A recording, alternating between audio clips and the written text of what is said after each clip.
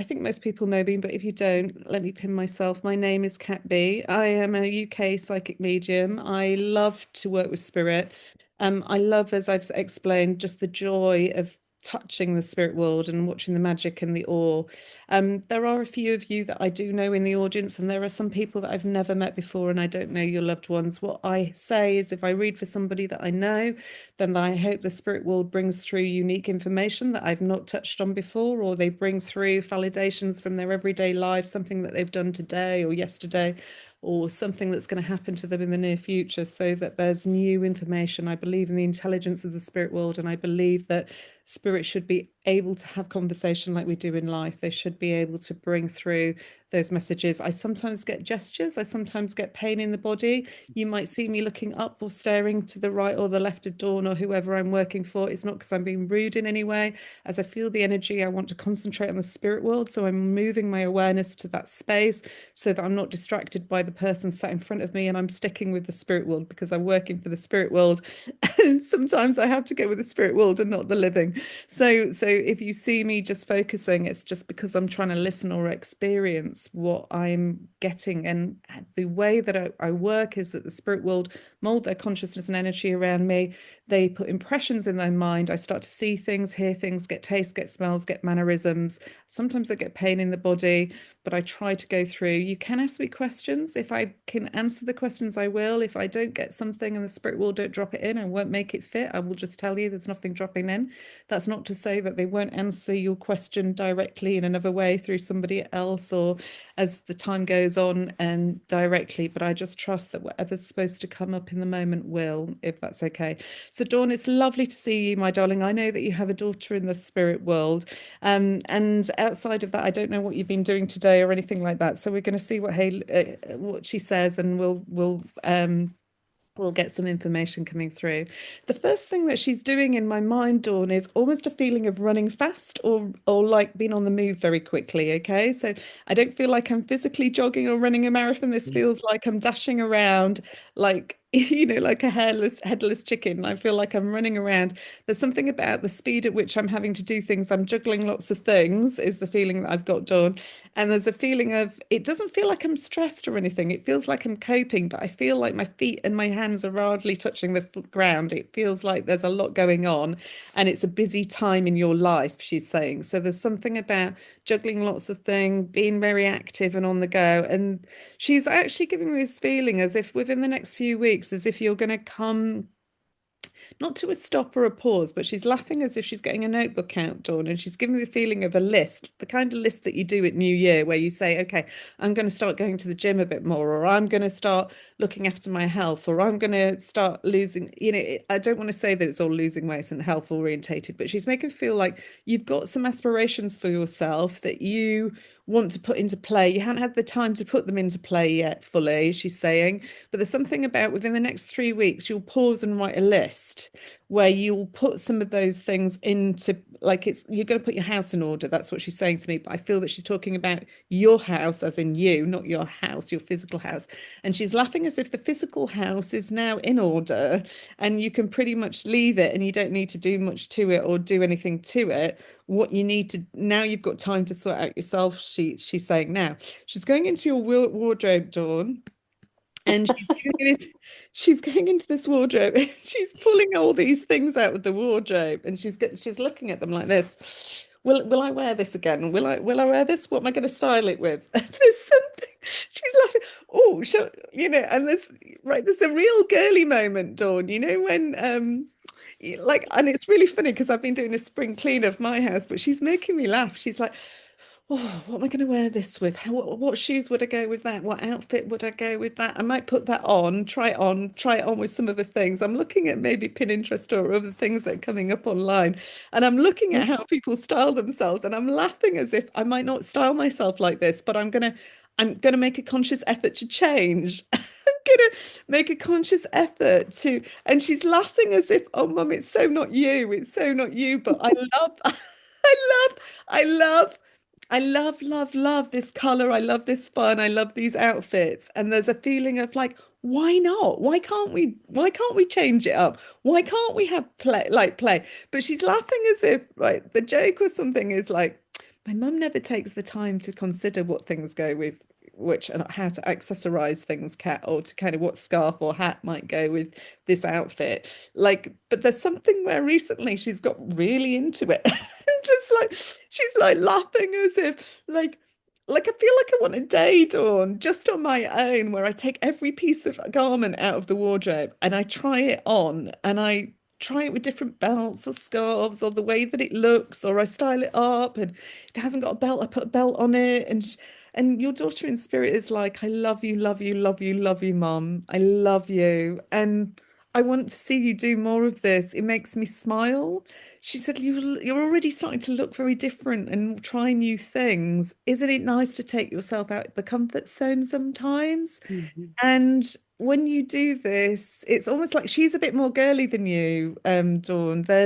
She likes trying on clothes. She likes the way that she looks or how to style her hair. Or she's even laughing as if she's laughing ahead of my mum's even going to start curling her hair or tonguing her haircut.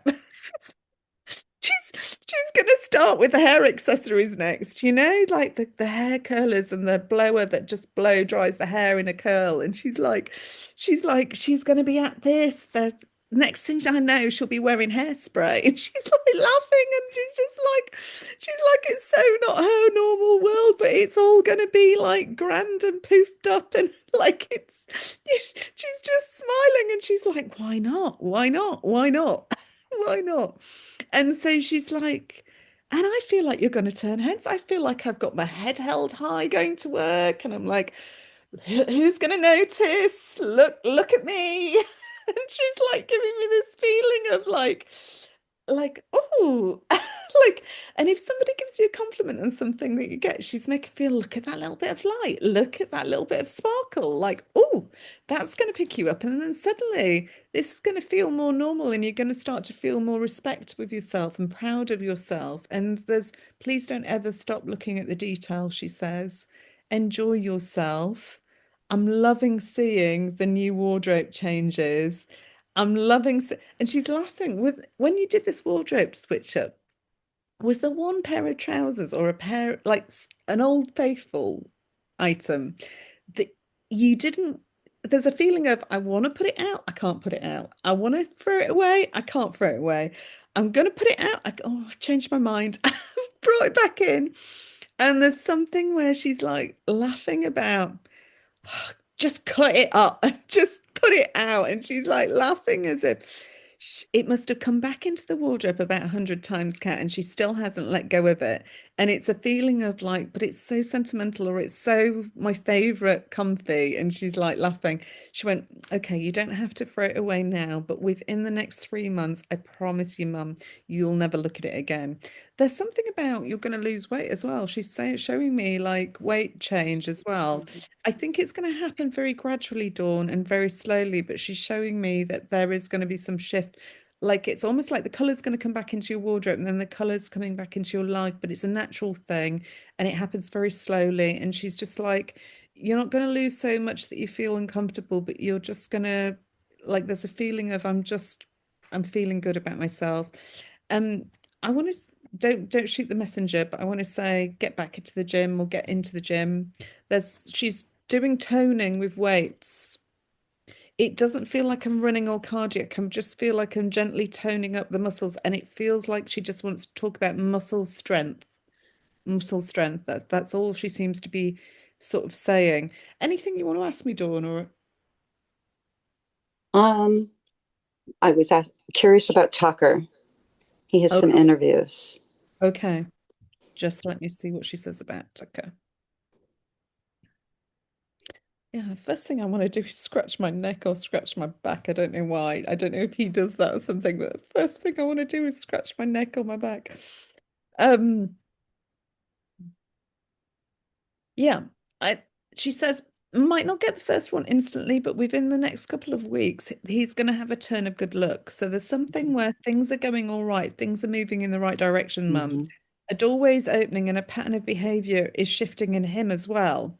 So she's laughing as if he might follow you about 3 or 4 months behind you, of like suddenly he's going to change up his wardrobe. Suddenly he's going to start having a bit of a bounce in his step, acting a bit differently. And he's smiling as if, look, as the door opens for you, you're also opening up the door for him, and things are changing around him. I do feel that things are going to stabilize. I do feel that he's going to get a job. I don't know that it's the first one, Dawn, or the first interview that goes well, but I feel that within two or three interviews, there'll be a door that opens, and she's smiling about he'll be in this, he'll sort of see you with a bounce and a step, and then I feel like 3 months behind you, he also starts to walk with a bounce in his step and wanting to buy new clothes or wanting to kind of look different. And she's like smiling as if, oh, this year's going to be about rejuvenating both of you. Please don't worry about him, Mum. He's taken care of. And there's a feeling as if he's actually putting the effort in now, Dawn, where he wasn't before. She He just just, got his hair cut. yeah, she just says he never really gave a damn before, but now he's starting to realize he's got to take pride in himself. Hmm. And so she says, what's really interesting here that she wants to sort of share with the audience is when you initiate that in yourself, the universe starts to initiate other things for you. So there's something where stepping into that comfort zone is releasing something else. Does that make sense? So there's something Hmm. along those lines, my darling, but he's going to be fine. I feel that you'll be calling me within the next couple of months telling me that he's in a job and he's in employment, and I get the feeling that he's going to like it and he's going to progress with it. And I don't know, she's making me feel like maybe there'll be somebody that he'll feel a bit flirtatious around in one of those jobs or kind of Good. meet through one of those jobs. And she's sort of batting her eyelids at me and sort of like, oh, he might be walking into work with a bit of a jump in his step or something. But there's something where, don't worry, Mum, things are going to work. Things are turning a corner. And she's actually really happy for the both of you. I know that in the past you were very worried about the big moves that you'd made to different country and well, different states, sorry, not the different country, but she's sort of giving me a feeling of things are coming good now. And you can see that the universe shifted you and you didn't want to be shifted. But there's something now where you can be proud of yourself because you've survived this shift and you're actually starting to flourish in it. And things are happening that wouldn't have happened if you'd stayed at home. Do you understand? And so she's like, isn't this good, Mum? Isn't it healthy to keep on moving? So just keep moving for me, Dawn. Keep moving. Thank you for warming me up. I know it's a bit of a big, Thank you. I just feel like she just wanted to have a bit of fun and it gets me started. And then I can read for some strangers and some other people. That's what I can sort of say. Now, I don't think I've ever met Carol before. Forgive me if I'm wrong, Carol. Hello, my lovely. Nice to meet you. Now, I usually like to ask you, I do feel like a male coming forward, but so I don't know if it's a son that you've got in the spirit world or whether it's a but I feel a male coming forward, and just unmute yourself for me for a moment, my darling. There's something where are you able to do it? Aha. Oh, I didn't see. There. Is that Hello, better? lovely. Hi. Yeah, that's lovely. It's lovely to meet you. I haven't met you before, have I? I've never read for you before, Carol. Good. I just like to let people know that because then they know which people I know and which people I've not met before. I feel I've got a son present in the spirit world. Is that correct, my darling? I feel like I want to bring forward a son in the spirit world. There's something where he wants to say he's very proud of you, is very proud of you, but there's something where he's wanting to say, I don't know if you've been turning up at gallery readings and he hasn't been coming through or something, but he's giving me this awareness that like he has been trying to make an effort or trying to get through. So there's something where like you're not back of the queue. I have been trying. And he's laughing as if the queue might be very long, but I have been standing in it. Like as if he's really sort of wanting to let you know. And he's making me laugh, Carol, because he's making me feel like he's not normally a patient person who can stand in a queue. He's making me feel like queues are not his thing. That's a very European thing. You know, we stand politely in a queue and he's like laughing as if, oh, I haven't got the time, or oh, that would make me really bored. He's giving this feeling and he's like, when the time is right, things just happen and fall into place the way that they're supposed to do. Now, what's really interesting, I am a cat person, but he keeps drawing my attention to your cat. So I don't know if he was a lover of cats or like, because Yes. he just keeps like that cat and him. They're like best buddies or something. He's like, that's my cat. And he looks a bit like my Sammy. My Sammy's not here, but he does look a bit like my Sammy. Only my Sammy hasn't got a little bell around his neck. He's like smiling. There's something where that I don't know if the cat was his or whether he just totally loved being around it, but he seems to want to lift that cat up or pull it to him and just stroke it. Um, and there's something about the cat, like been on the shoulder and might be like try to get off his shoulder and he's trying to hold on to it. He's like, he's showing me the cat running off, and it's like, no, no, no, no, stay here. And he's wanting to stand up so the cat can't run away. And he's like wanting to play or pet with it. And he's sort of giving this feeling of, he's flashing at me, in social media when you get these funny like videos about cats and the goofy things they did. Like my husband was laughing about one where this morning where like a cat kind of is like oh, my favorite day is when I think I've had breakfast and I'm hopeful that I'm going to get a second round and stuff, and how cats are always like wanting food and stuff. And he's giving me this feeling of like, watch where some goofy cat videos or something suddenly turn up on your social media or something. And he's just laughing at the goofy things that cats do. Like that's the kind of feeling that he's giving me, as if he wants to bring a sense of humor or fun to your life. There's something about like, don't take life too seriously, like have fun with these kind of things. Signs don't have to be like my name or a number. They can be like something like the cat being on a video and watching. And he just makes me feel like he's got a goofy sense of humor or likes these stupid things that just make him laugh. And he's like sort of talking about innocent fun. Innocent fun. Now, there's something very sad or tragic, and I don't even know if I want to go there on the group. There's something very tragic about the way that he passes Carol, because he's making me feel like I am so, so sorry, Mum. I am so sorry. Like, and he's giving this feeling of like, if I could take away this experience from you, it's all right, Jean, I will come to you. I promise you. I've made sure that I will say to Annie, sorry, she's just arrived. I was like, where is she? Where is she? But clearly Spirit had different plans. We will come to you today, my darling, I promise. But there's something, and I don't know why he's doing this with my hands, but I want to go like this with my hands, and I'm just going to play with him for a moment while he just does that with my hands. But there's something where he wants to talk about like if he could take away the pain of the situation or the tragicness, he would, and he's sorry about what's happened.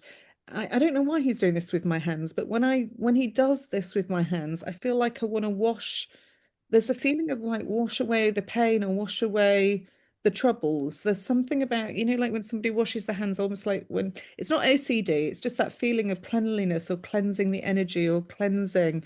There's something where he wants to soothe you or cleanse you or help you in some way. He doesn't want to go into it on a group reading, is what I'm aware of. So I may pick up with you separately on another occasion, like privately, but there's something where he doesn't want to talk in public about his transition, but he just wants to acknowledge that it was tragic and it was sad, and that like he's here for you and he just wants to cleanse away that pain, is what I'm aware of. Now, the next feeling he gives me, and I'm not sure if this is about you or at him, he's showing me what looks like a fan. I think this is just symbolic for a moment. But I feel like I want to pack up all my troubles in that fan. I want to put everything in my life in that fan. There's something about getting away from it all. Now, I feel like he's wanting to say, maybe you need to get away from it all. Maybe you need to pack up your fan and just go on a holiday or a break and just do like a card, like one of these kind of, it feels like I want to be on the road for quite a while. So it feels like one of these kind of like road trips. I feel like I want to go on a road trip. I want to pack up my stuff into the car. I want to, might even not even know where I'm driving to. I'm just going to be a bit more spontaneous. I'm going to go somewhere. I'm going to land there. And then when I get there, after exploring a little bit there, I'm going to move on. And there's something about just keep moving on, Mum. Keep like allow a little bit more spontaneity in life, allow a little bit more freedom, like allow yourself to do a few things off the cuff. Not everything has to be planned, not everything has to be locked down, he says.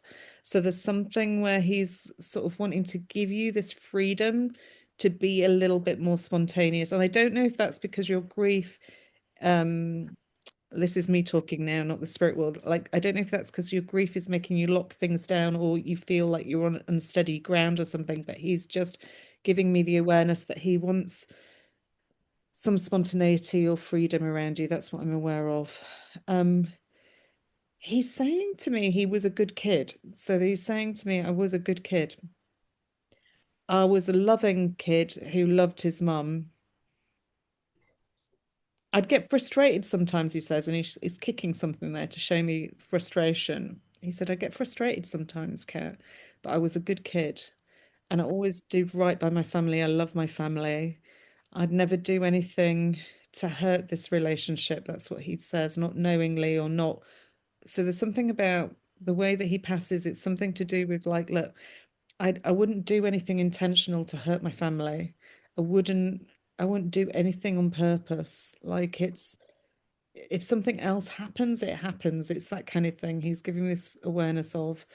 Um, Now, he's taken me down to what looks like a river or stream. It's it's flowing quite fast, but it's not so fast that I feel like I'm going to get dragged into it. It feels quite safe. It feels like a little stream or a little river. It feels more like a stream. I can see like little stones hitting the water, like dividing around the stones and going down. I feel like I want to walk down to this place, and I feel like there might not just be a formal pathway to walk down to it. I may have to go through the bracken or the kind of, I don't know, off the beaten track to get to this river or the stream. But it's given this feeling of sometimes I just want to walk down to that stream. I want to walk down to that water. Where is the water that was either near him or you, Carol, that we walked down to this river or this? It looks more like a stream, if I'm really honest, a little creek or something. And anything. That doesn't mean anything. Okay. Uh-uh. It does mean something. He's showing me it. Just bear with me. Let me just see if it's symbolic. Let me see what he does with it. It's weird. I don't want to walk down on a pathway. It's something about like I don't want to walk on the path that everybody else has walked on. I want to get off the beaten track. I want to try something new. And there's something about this little stream. It's almost like the kind of stream that a kid would want to go down there and just kind of practice balancing or getting across on the rocks without falling in. It's kind of got that kind of fun. It feels safe. It doesn't feel, it feels quite shallow. It feels like I just want to balance or I want to kind of just like, or like, um, so I don't know if he's just trying to say to you symbolically, if this doesn't mean something in terms of validation, look, you've got to get your balance, mum. You've got to try a few things off the beaten track. You might not find that the conventional things or the things that have worked for you in the past are going to work. You've got to kind of be prepared to sort of seek that balance. And he's going like this on the stone, but he's trying to remind me that, like a kid that plays on those stones, they'll have a lot of fun playing. They won't care if they fall in and they get wet, or as long as they know that the water's safe and it's tempered water.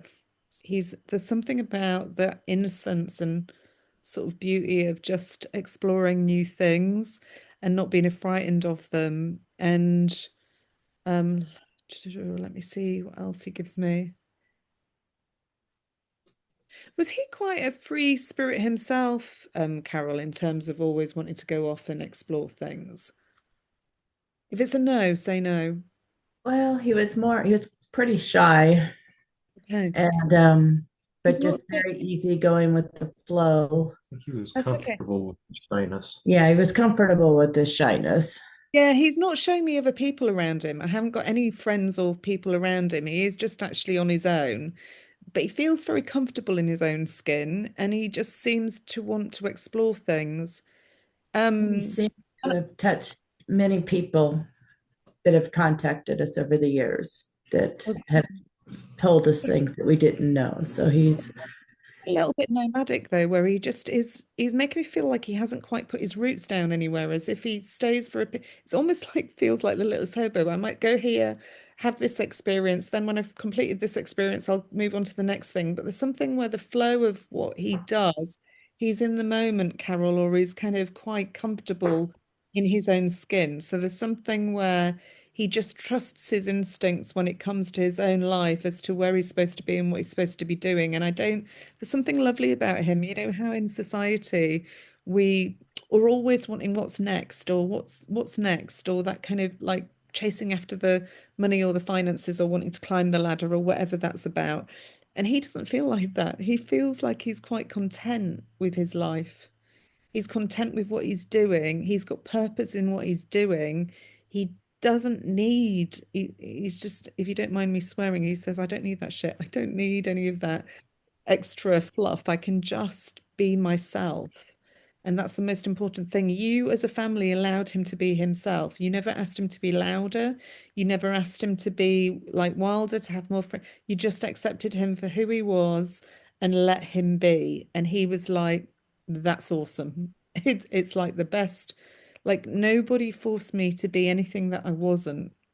And it's almost like that's his biggest gratitude to you, Carol, is like thank you for just letting me be me, is what he's giving me the feeling of. Who's got the December birthday? I'm sorry, when? Who's got December. a birthday? I want to go around December 17th. December. No, mine is late November. His was mid-August. No, I want to go December. Jesse or I want to go to a woman. Oh, December 17th. Linnea is saying my brother's December 17th. I'll be coming to you in a minute, Linnea. December 17th. We might be having some interference. December 17th. I'm getting the word December 17th, but when I get that December 17th, I get the feeling of a woman, not a male, which is really weird. So somebody got, and I can sometimes be one day out, but there's a feeling of like, who's got the December 17th connection?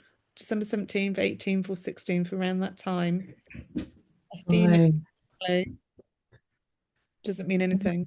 I can't think of anything. Okay, can I leave it with you? There might be something that comes up afterwards, but there's something about December 16th, 17th, 18th, around that period. It feels like it connects to a woman, not a male. I want to say that. There's Karen says it's Hannah's birthday. Ah, okay. All right. No worries. Thank you, Karen. You see, people in the spirit world are like, "Ah, there is a December 17th connection in this audience." That's okay. But I also feel, okay, so if it's a female, that makes sense to me. That makes sense to me. So it might be that I'm coming to you next, Karen. Just bear with me. Just a minute. Okay. The next words that he gives me, I am asking him for validations, but he's not giving me so many, Susan. Sorry, Carol. He's giving me this feeling of wanting to say something about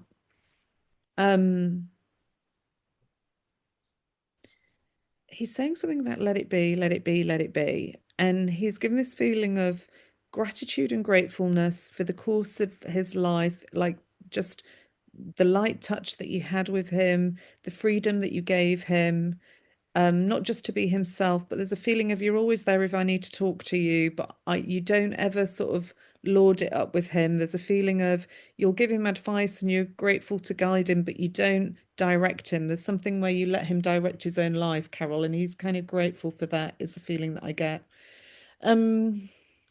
There's something about being a good teacher, and I don't think he's talking about school teaching. I feel like he's talking about you're a good teacher by the way that you like you act, or the role model that you are. So there's something where he looked up to you, respected you. I don't feel that he was a lot of trouble, Carol. I feel that he was a really good son that was very loving, very easy. I feel that he listened well as well. There's a feeling of he respects you and he's not going to overstep the boundaries. So there's something where he wants to say, you taught me this, you taught me these good manners, these good values. And through your love, I carried that baton or that torch for you. So there's something where I am the boy that you created, or I am the man that you created. There's something about thank you. And it's just about simple things and the way that you were with him in life. You gave him enough freedom to be himself. When he was younger, he was quite a curious child. There's a feeling of like he keeps going like, why? Why is this doing this? Why is this doing this? So there's something where he's just getting this feeling of being very curious about the world, or curious about the world. Just a second. He was I guess he was curious, but then he would overthink things too. What he would hear, he would just kind of get nervous about things that he would hear, and research and things like that, and how it applied to him in the world. And it's like, no, you don't have to worry about that. It's fine. Okay. He's blessing me. He's just making feel I was very curious about the world. When he says that, I want to go outside into a garden. I want to go outside into nature. Just bear with me for a moment. He takes me outside for a moment in my awareness. He's not digging or anything like that. He's just wanting to sit outside and contemplate. This is a child that gets a little bit overwhelmed, though, by too much stimuli. He's very sensitive, Carol. So I feel like he's making me aware that when you're sensitive, like having an outdoor space or being able to go out away from people is quite important because the world is very an overwhelming place, he says. And sometimes we need time to process things or just be able to think. So I know that he likes quiet time because he needs time. He's highly sensitive. I feel if too many people are around him, like I feel like I need to counteract that by going outside or kind of having a bit of me time on my own. But I feel that he likes to think. I can feel like I'm thinking. Just a second. When he transitioned as well, was he in a different state or different area or town or something? Because he's making me feel like he wasn't home at the time that he transitioned. Yeah, he was in a different country. Yeah, because he makes me aware like I wasn't home, I wasn't here, I was somewhere else, Kat, when I transitioned.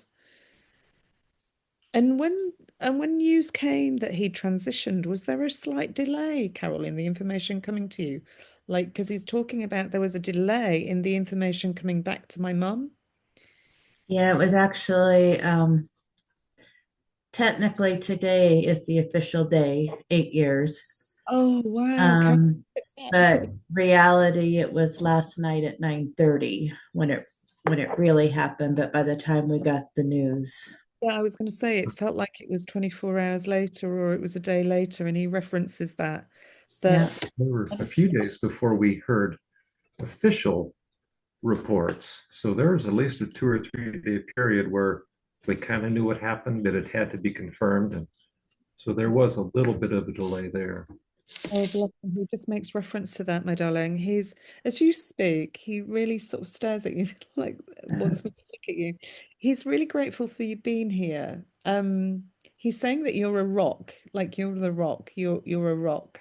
There's something about, and he's changing it from you're the rock, but you rock. There's something where he wants to like, he's wanting to compliment you and sort of make me feel like you're a solid anchor in mum's life. There's something about I'm grateful for you. I'm grateful to you. Um, there's another feeling in here. Is there a military connection somewhere as well? Is that with your son as opposed to a relative? There's something about military connections or military coordination. there's a lot of military in the family, but Stephen was military, yes. Because there's something about military now, because I'm seeing like movement of soldiers or movement of um just a minute, he's giving this feeling of movement. I feel that he's with his grandfather on dad's side of the family. So I don't know if Yeah, he also had a military connection, but they're going granddad on dad's side's here, Kat. And he's making me feel like I got medals, Kat. He's giving me this feeling of I got some medals, and he's like really proud of these medals or something. And he's giving this feeling of I don't know, he's saying he's a trusted hand and he's somebody that Stephen can really turn to or talk to on the other side.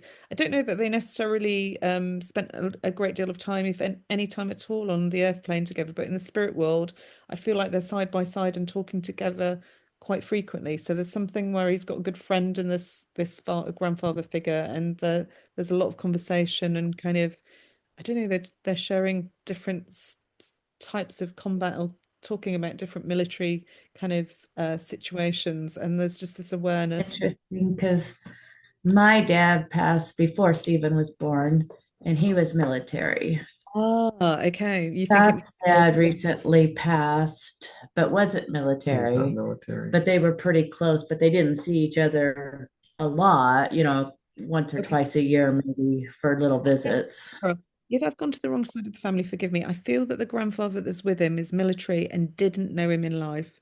So I feel that there's something where it's almost this gorgeous pride of like, gosh, life is so fulfilling and all these new connections that we make. But I feel that they served very different purposes in their military careers. They had different roles, they had different functions. They didn't share so I haven't got a signaller and a signaller. I've got somebody who would have served in one area of combat and somebody that would have served in another. And they're talking about the differences of their uh, positions, their ranks, the locations that they served, the way that they would have done combat, or the way combat was done in their experiences. But there's something, and I feel that like one of them is talking about seeing more open combat and how challenging that is or was.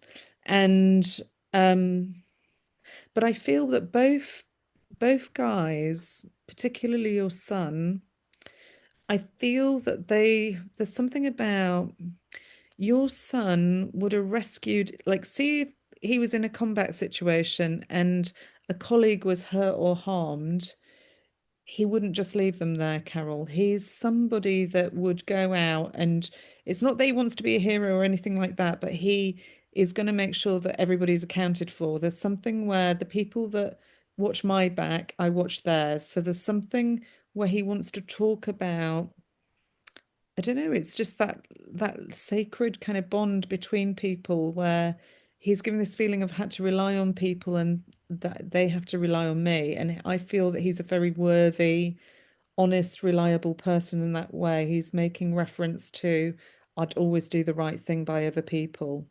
So there's something where he's proud of the role that he played, and he's proud of the way that he's protected his teammates or worked with his teammates.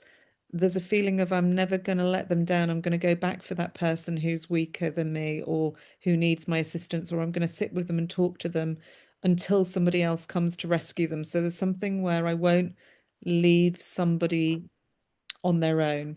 There's something where he's done something where he's proud that he went that extra mile or didn't escape when he could have escaped in order to support somebody else. So there's something where he talks about being the honorable person or the honorable soldier or the person who like will step out of the comfort zone for somebody else, even though he's shy. There's a feeling of honorable and sort of good human being, really, Carol. And that's the feeling that I get. And I feel that the grandfather in spirit, your father, is very proud of your son.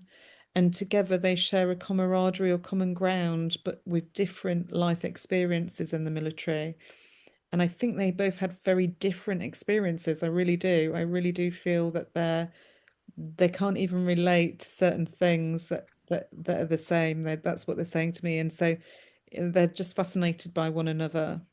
So I feel that he's not alone, Carol, is really what he's wanting to say, and that he's with this grandfather and this military connection that's there. They still enjoy. He's very proud of the role that he played and the roles that he's served as well. So I just know that I feel maybe I'll pick up with you on another time, maybe give you 10, 15 minutes free at some point where I can talk to you in private, because I feel there's more that he would say, and I might get some more validation speed, but there's something where it's like just allow a bit more spontaneity into your life. Try to be, he's just pack away your things in an old kit bag and just kind of take off for the weekend or go off and have an adventure. But there's a feeling of like, just don't sit there moping about things or getting down. Take yourself out to have a new experience, just to take your mind away from things. And he's given this feeling of movement. We talked about with Dawn, movement of wardrobes and movement of jobs and movement of locations. For you, he's making me feel like very settled where you are, doesn't want you to move house or relocate or anything, but he'd love you to get in the car and just drive off spontaneously somewhere and have an adventure or a day out that takes you out to new scenery. So I hope that helps in some way, Carol. I'm going to leave his love with you, my darling, because I'm going to go pick up the December 17th connection with Karen over there and see where we get to. But it's lovely to meet you. Thank you for working with me. It's lovely to meet you, sir. Take care. All the Yeah, best. there are four people that have put forward for the date. There's Linnea on the 17th, Karen on the 16th, Sandra's granddaughter on the 15th, and is it Jean, great nephew on the 16th. Can I go to the female on the 17th of December? I want to go. I think I'm going to go to Linnea. Yeah. No, that's her brother. Who's I want a female. Karen was Hannah on the 16th. Oh, okay. Let me go. I read for Linnea last time, so I want to make sure I get through as many new people as I can, Linnea. I'm so sorry, my darling. but just listen in just in case your brother piggybacks or the connection to your brother gets piggybacked on. Karen, my darling, I've never worked with you before. I don't think I've ever met you before. It's lovely to meet you. Are you happy for me to work with you, my darling? And is it your daughter that's in spirit, my lovely? Yes. Okay, just let me. So straight away, I'm getting clapping. That's the first thing that I'm getting, as if like, yay, like, whoa, like this, like a greatest cheerleader, mum, greatest cheerleader, like come to cheer you on, like, yee. She's saying something about mum will be really embarrassed that she's been like she's laughing about mum might have been here, but there's a feeling of she'll be embarrassed to be on the screen, cat. She'll be embarrassed to be on the TV. A whole like as much as she wants to be here and she wants to be here, a whole stomach will be going like da, da, da, da, da, da, da, da, da, da, like this, and she's like laughing, and You're right. she's smiling. She wants to put a girl alongside you, so I don't know if she's talking about a sister to her or a best friend or a sister to her, like so, as if she wants to put a sister next to you. So the sister living connected to her, my darling, that she wants to say hello to. Yep. And it's like, hi, I'm here. I'm gonna really like annoy you. And she's like, is that her older sister, Karen? Yes. Yeah, because I feel like she wants to tease her, like I'm the young, spontaneous one like you, Kat, and like my sister's gonna be really mortified as well that I'm shouting her out. Just like, I am the younger of my two sisters, and I'm a nightmare to my sister. My sister's like so loves to plan things, love to be methodical, I spontaneous, crazy. My sister's just My like, husband's laughing and nodding his head. and your daughter's saying, "That's me, cat. I'm like a mini you. I'm like the crazy cool cat." And she's like, my sister's gonna like my sister wants to plan, my sister wants to organize like your sister. And so she's making Mhm. the connection with my sister to help me understand what her relationship's like with hers. And she's laughing about how similar they are, is what she's telling me. And she's sort of smiling. She likes to tease her sister though. She likes to tease her sister for being a bit serious at times or taking life too serious. And she's like, look, don't like allow this again. I think we want to talk about freedom or kind of like lightheartedness in some way. Um, has this sister moved out of home, Karen? Because she's given this feeling of sister's living away from home at the moment. She's settled, she's secure. There's a feeling as if actually she's got feet on the ground. She's a hard worker. She's methodical. She's got everything planned and sorted out. If anything, she stresses Kat because she's got everything so planned out. She's like, as if it's like a Yes. perfectionist. It's like a perfectionist habit that if something goes out of kilter, you're going to know about it because she had a plan, and if it didn't get stuck to, she's going to tell you. So there's something where she's like That's really Tara. Yes. wanting to take the mick out of her sister, my darling, of like, oh gosh. And it's like the biggest stress will be that something on the tick list doesn't get done in the way that it's supposed to or in the order that it's supposed to. But she's always planning. She's always got, it's always like the tick list never stops, Kate. It just keeps growing. She just stuts things off and then she adds extra things onto the end of it. And so it's a constant dialogue. And when she gets on the phone to mum, it's like she's bombarding her with so many things she's got to tell her. She's like laughing. She's got to tell it. And it's almost like she can't get the words out fast enough. So she's like laughing as if like there'll be days when you walk away from that telephone, Karen, where you think, oh my God, my head can't take it anymore. Like my head, I can't take it all in. I can't process everything that she's saying. She's going at such a fast pace. Does that make sense, Karen? It does.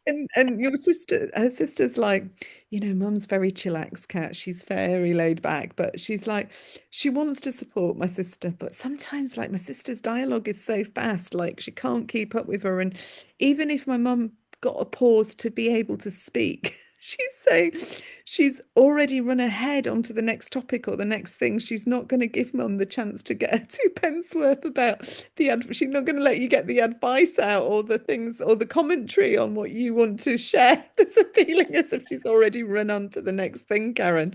Does that make sense? It does. Yes. With your husband, there's something about Your mic. This is for you. okay, I want to go to a wheel of a car or a vehicle that may have had some problems. Like she's taken the bolts off a wheel, as if there would be something to do with a car where a car tire or a car wheel either needs changing or has just been changed. There's something about needing to change the tire. It feels like hang on a minute. I'm trying to get her to direct me. I want to go. Are you in the UK, Karen? Just in case I go to the wrong side No, of the. United States. Okay. So I'm on the driver's side. I want to go to the passenger's side of the vehicle. Okay. I want to go to the front. I think I want to go to the front wheel on the passenger's side. What's Mike, what tire did you just work on? Was it, he was just working on the tires, putting air in them. okay? That's what she's wanting to say. I saw him. I saw him. Look, I saw him. Was the passenger side on the at the front slightly lower than all the rest, or had a slightly worse pressure? Mike, was it the passenger worse?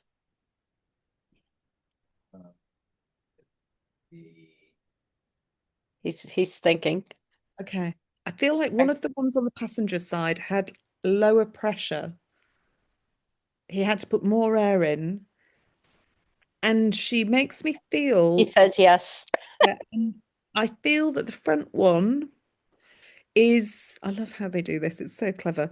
Um, I feel like as much as you've put the t air in the front tire, watch where in a few days' time the pressure goes low on that front one again. Yes, he has to keep, Is yes, he and it driving? is the right front. He's Yeah, shaking his head.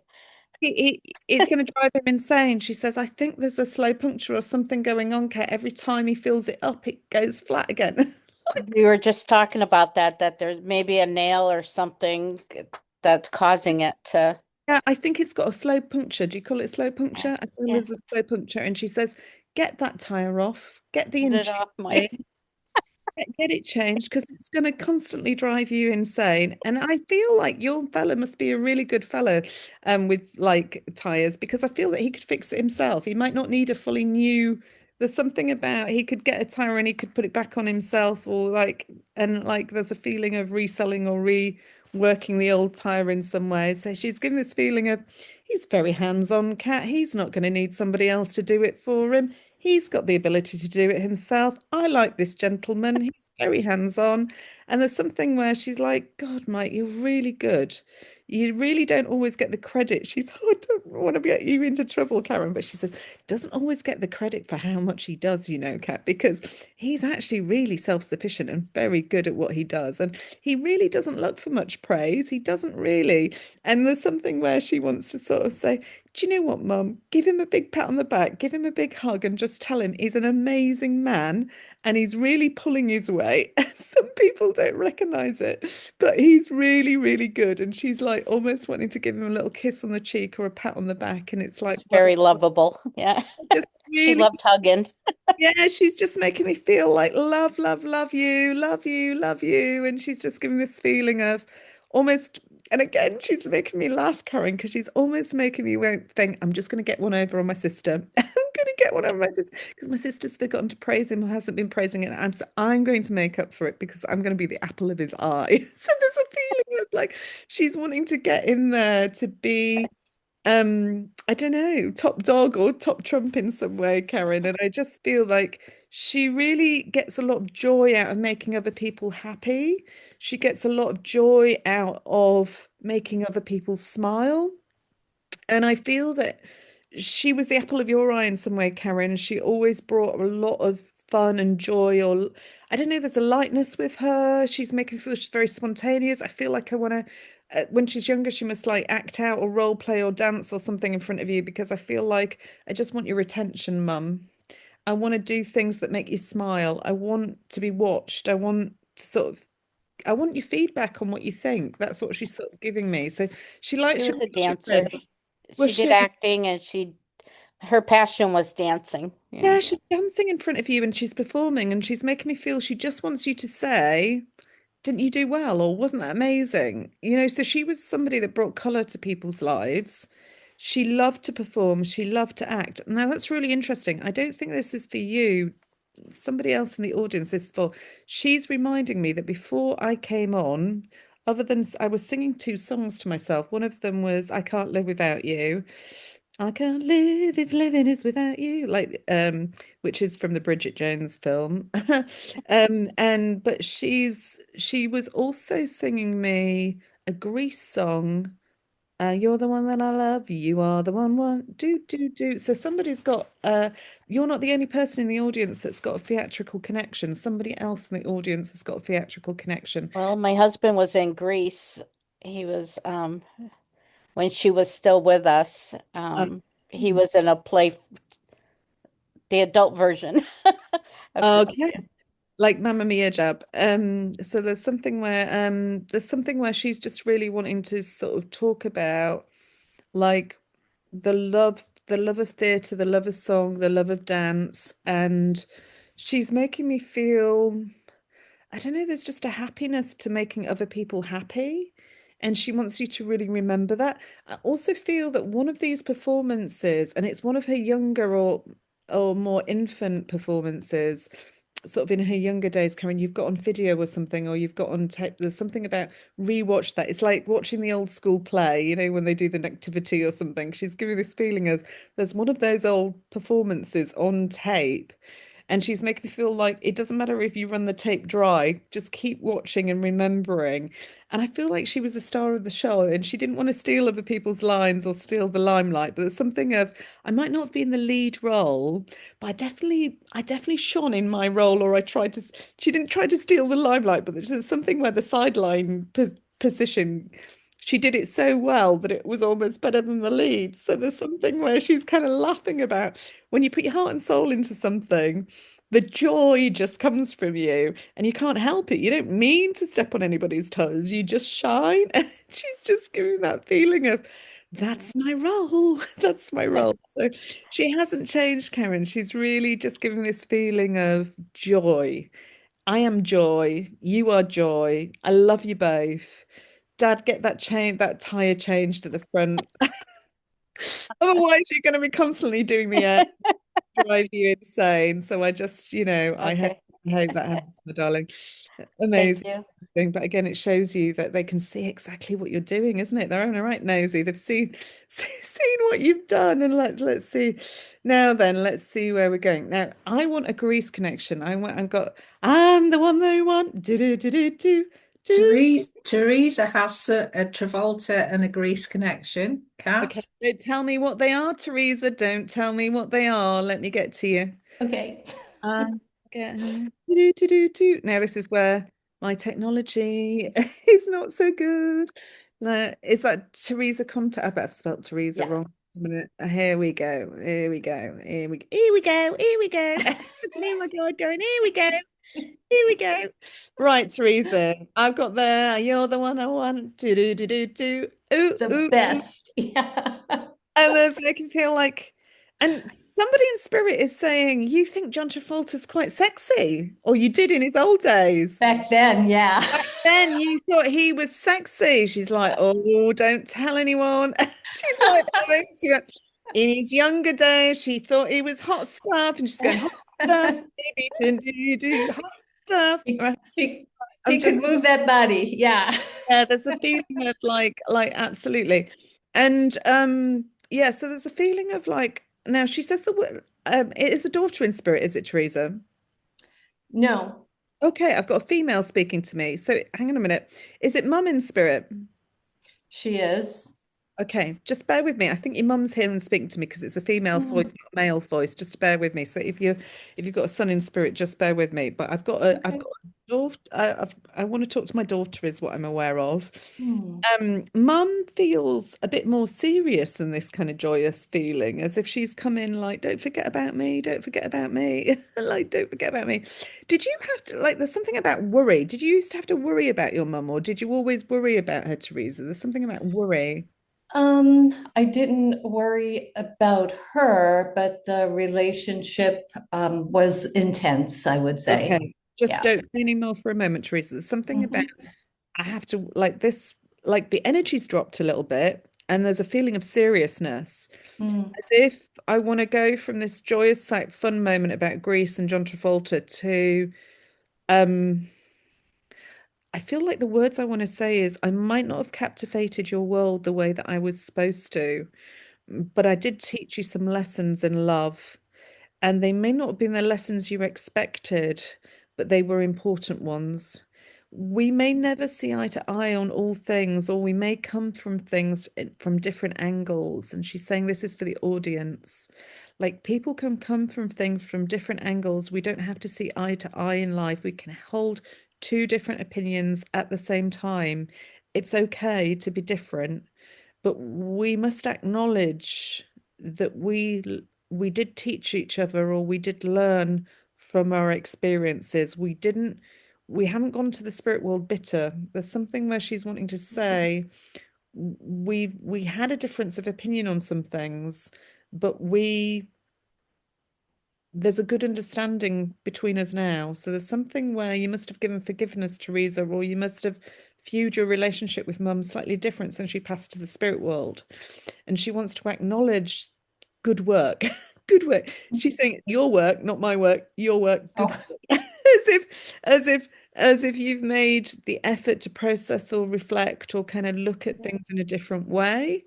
And she wants to acknowledge that. And there's a clapping or a kind of like, you can make space for me sometimes now, or you can. I feel was she a bit of attention need quite needy, Teresa? I feel like she constantly wants. There's a feeling of wanting to hook your energy. She's going like this at me. You want me to respond? Just- I guess I would have to say yes. I mean, there's more I can say about it, but yeah, If it's private, don't just acknowledge what she's saying. yeah. There's something where she wants to say you've done a lot of work on this relationship. She transitioned, reflecting on it, thinking about it. What her hope is that you get out of it is that you can be two very different people with two different extraordinary lives. You may not have seen eye to eye on everything, but you can value the role that you played in each other's lives. And as a result of some of the challenges that you had with her, you're a better person. Mm, And she wants to, I don't know that she gave you as much praise as she should have done in life. She's given this feeling as if she wants to praise you today, to say, mm, well done, how far you've come. Like, I'm glad you didn't follow my advice, or I'm glad you didn't do what I asked you to do. There's mhm, where you're better for ignoring it. That's what I mm, want to say. And then I think she's going to let your son in, but I feel like mm, being a bit naughty. She's giving me the feeling as if I know I wasn't supposed to be the one that jumped in, or as if she was impatient to make peace with the situation. So there's something where I know that she was supposed to speak, but she's given this feeling as if she's jumped in front of your son, or she's tried to interrupt the flow of energy in order to get your attention. And I feel that she's a bit angry, Teresa, that she's not been forgotten about, but like I feel that you always connect with your son, but you don't always ask to speak to mum. And she's making me feel like I want to have the opportunity to come through sometimes. mm, And I feel, I don't know if she was quite forthright or determined in life, Teresa, but she's making me feel like when she wants to have a say, she's going to have a say. Just, mm, and she's just given this feeling of sometimes I would interrupt the flow in life, but I also want to interrupt the flow here today. And she's mm, her message to the group is it's okay to be different. It's okay to come from mm, different angles, energy levels. mm, It doesn't matter. We're all the same. We're all the same. It's just the different levels of energy that you're vibrating on. And I don't know, she's given this feeling of somebody who could get a bit grouchy at times. And she's making me feel like I could get a niggle cat and I could make it into a really big thing. mm, And she's like, I've got to stop that. I've got to break that routine. And the work that you've done and you're doing, Teresa, is important. Keep going, bring that light to the world, bring your knowledge of this experience, because there are other people like us that have had challenging relationships, and you can bring light and experience. From my experience, your experience, you'll be able to help others journey through more challenging situations than our own. yeah. And so nothing is wasted because you can relate to a complicated relationship. You can relate to that and you can help others with complicated relationships simplify them. But maybe they get to simplify them in life, and you're helping me uncover some of the things that were blocks for me in life through the work that you do, and I'm starting to understand there's different ways to see life. And I was a bit pigeonholed or tunnel visioned in life. She's giving the feeling. Now I want this joy back, which was the John Travolta. So I'm asking her very politely, would she mind letting your son in or kind of bring forward this sort of funny? Um, as I put this John Travolta feeling in my head, waiting patiently, there's something about you were a brilliant dancer when you were younger, or you were quite a live wire when you were younger on the dance. Yeah, not even that much younger, but yeah, There's up something until a of few years ago. I want to say wild on the dance floor, Teresa. Some Yeah. people here that know you might be a bit shocked. I might even want to dance on the tables or lift my hands in the air or go like wild. There's something like spontaneous, bright spark, fun loving, sense of adventure, didn't really worry about life in the same way that they do now. There's something where you become much more reflective, much more, I don't know, meditative, kind of there's something where it's not that you take life more seriously now, but there's something where you're more considered. There's just this feeling of like they love this brightness and this spontaneity, this kind of craziness that you can bring, like this party animal kind of feeling. Like you could be with a group of girls and you may look like the quiet one, and suddenly you're the one that started the party or got everybody on the dance floor, and there's a feeling of like, yay, join in.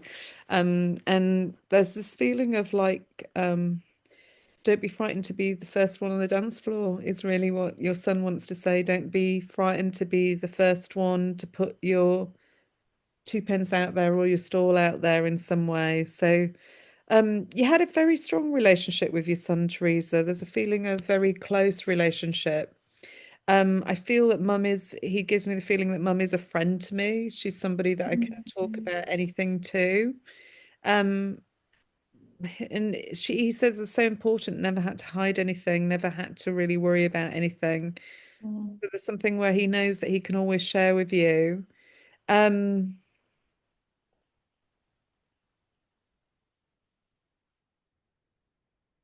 he's moving from John Travolta to Olivia Newton-John. Mm. Just a minute. Dun, dun, dun, do, honey. Dun. Just let me. I'm just gonna have to. I know it sounds crazy, but I'm just gonna have to hum the tune a minute. Do, honey.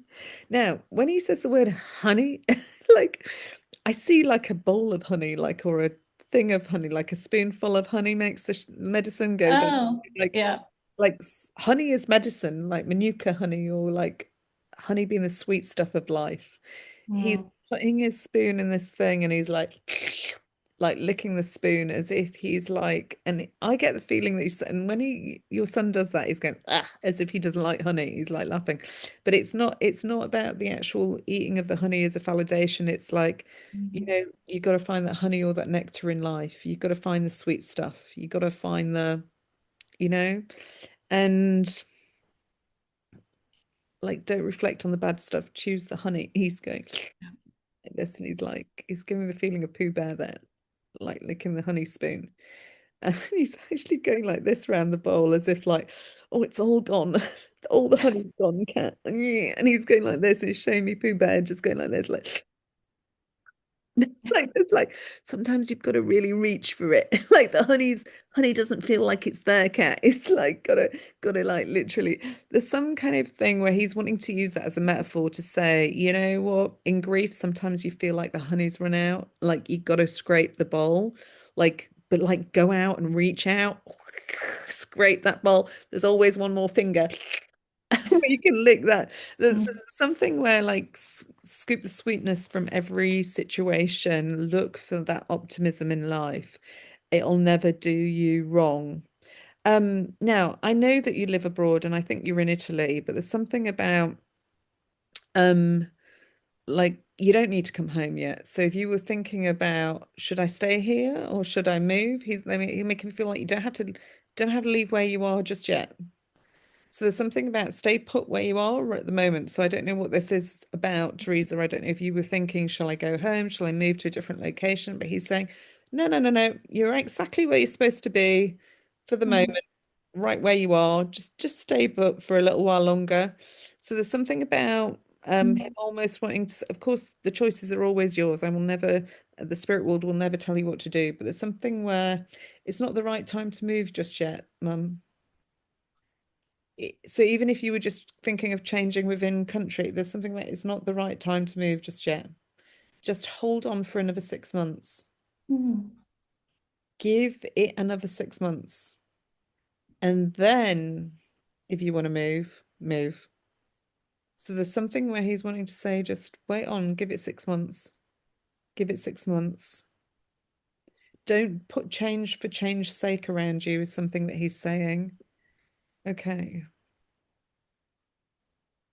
Something about text messages here, either rereading text messages or looking at text messages. Yeah. She's been rereading my text messages or rereading. It's almost like she wants to remember the words or the way that the accents of my accent or the way that I say things. Yep. She's looking at the little, like euphemisms or the little phrases that I have. And will you look where, so say if somebody says, say if one of these texts, I'm just going to make something up for a minute, says, you are the sunshine of my life. Watch where that little colloquial, like that little phrase might just appear on the back of a truck or in a piece of text that you're watching or on the TV program that you just switched on. He's giving the feeling of, I'll try to sign you by using some of the words that you've been looking at in those texts to appear in the world around you. And he's like, that way, it's a little bit more unique and it's me. But he knows how important the written word is and how you just don't want to forget his words or the way that he speaks. Or you get comfort from that. He's really rubbing the Reiki in my hand. Like she gets comfort, Kat. She feels comfort when she experiences that. Why does he want to talk about body work and massage or body work? Like, where's I was a massage therapist for 16 years and I still do energy healing and stuff like that. Okay, because he's rubbing my activation on my Reiki hand, and both hands are Reiki hands, but he's chosen this one. But he's also showing me body work and massage, and he's making me feel like sometimes do the occasional one for pleasure, don't give everything up. So there's something like if a friend encounters and you think oh, I missed that, or I haven't had that experience for a while, like just treat them. Just allow yourself to have that sort of dipping into what was the old life or the old way of doing things and just allow it to happen. And keep reading, keep educating yourself, keep moving forward, Mom. There's something where your he's making me smile because he doesn't want to boast. He's sort of giving the feeling of modesty or being quite a humble young man who doesn't want to be center of attention or sort of steal the limelight from anyone. He's giving me the feeling of he wants to give you a compliment, but at the same time, he's sort of laughing as if, well, I was a good son, Cat. I was a good son, Cat. I was a good son. And there's something where I know that I was the love of their life or kind of gave her a lot of joy. So there's something where she's saying, I will continue to give you that joy. I will continue to bless you. I feel very blessed that you're my mum. And I just really hope that you know how much I love you. And I'm grateful for everything. There's nothing that you've done wrong. There's nothing that I would want you to do differently. I just want you to keep powering on. And he's just, but it's like, enjoy reading those texts, enjoy giving that healing out to other people, feel spontaneously like you want to do a massage, do a massage. It's that kind of thing. Does that make sense, my darling? Totally. Yeah, I've actually just offered my Oh, shit, I'm swearing. I just muted you by accident. I just offered my neighbor a Reiki treatment and offered to do a little massage for somebody who's taking something back to the US for me. Amazing. March, because I've very much been feeling that over the last couple of weeks, not to do a whole body massage, but just head, face, neck, shoulders, maybe feet, basta. And You said towards the end of your body work, your hands got a bit sensitive, or your hands were. Yeah, because after 16 years, I didn't have carpal tunnel, but it was getting hard. So I started to do just more cranial, sacral, and energy work. But I also did work on my son. Mm, So not massage, but I did a lot of energy healing for him, both good. distance and in person. So maybe Okay. that's part of it. Yeah, because he's just making me aware that your hands were a bit too sensitive, so it's not to go back Oh, to it full time yeah. because there's still issues there, but it's just once in a while when you want to do that moment, have it. So there's something where he's wanting to say, go with your heart's content, and when you feel that moment, have it, and but just be careful or gentle with your hands as well. And he said words are so important. Words are so important. The way we say things, it does matter. The Yeah. way we say things count. So I'll leave that thought with you, my darling. I'm going to let you go. I'm going to jump to, I'm going to read Thank for you. somebody that I promised I would read for, and then I promise I'll throw some more out to strangers. I'm going to keep going for as long as I can. Jean, my darling, I promised you. Now Jeannie's really sweet. If you don't know her, she's in our group, Cat B, Making Connections Possible. Jean always welcomes people in. When people come to the page and they start fresh, she always puts a lovely little message like, welcome, it's a lovely group.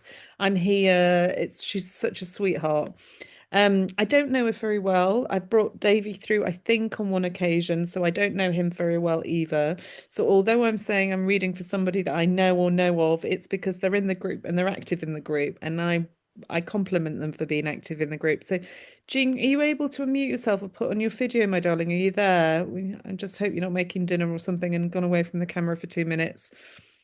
Jeannie Bullman. Yeah. Hello, lovely to see Oh, you. Okay. So you were somebody that I really want to say thank you for, because you show up. You always are active in the group. You're always welcoming people in. You're always saying what a lovely group it is, how much you enjoy being here. I appreciate you. I really do. Some days when I'm trawling through things and I think, oh, she's there. She's there. She's a reliable hand.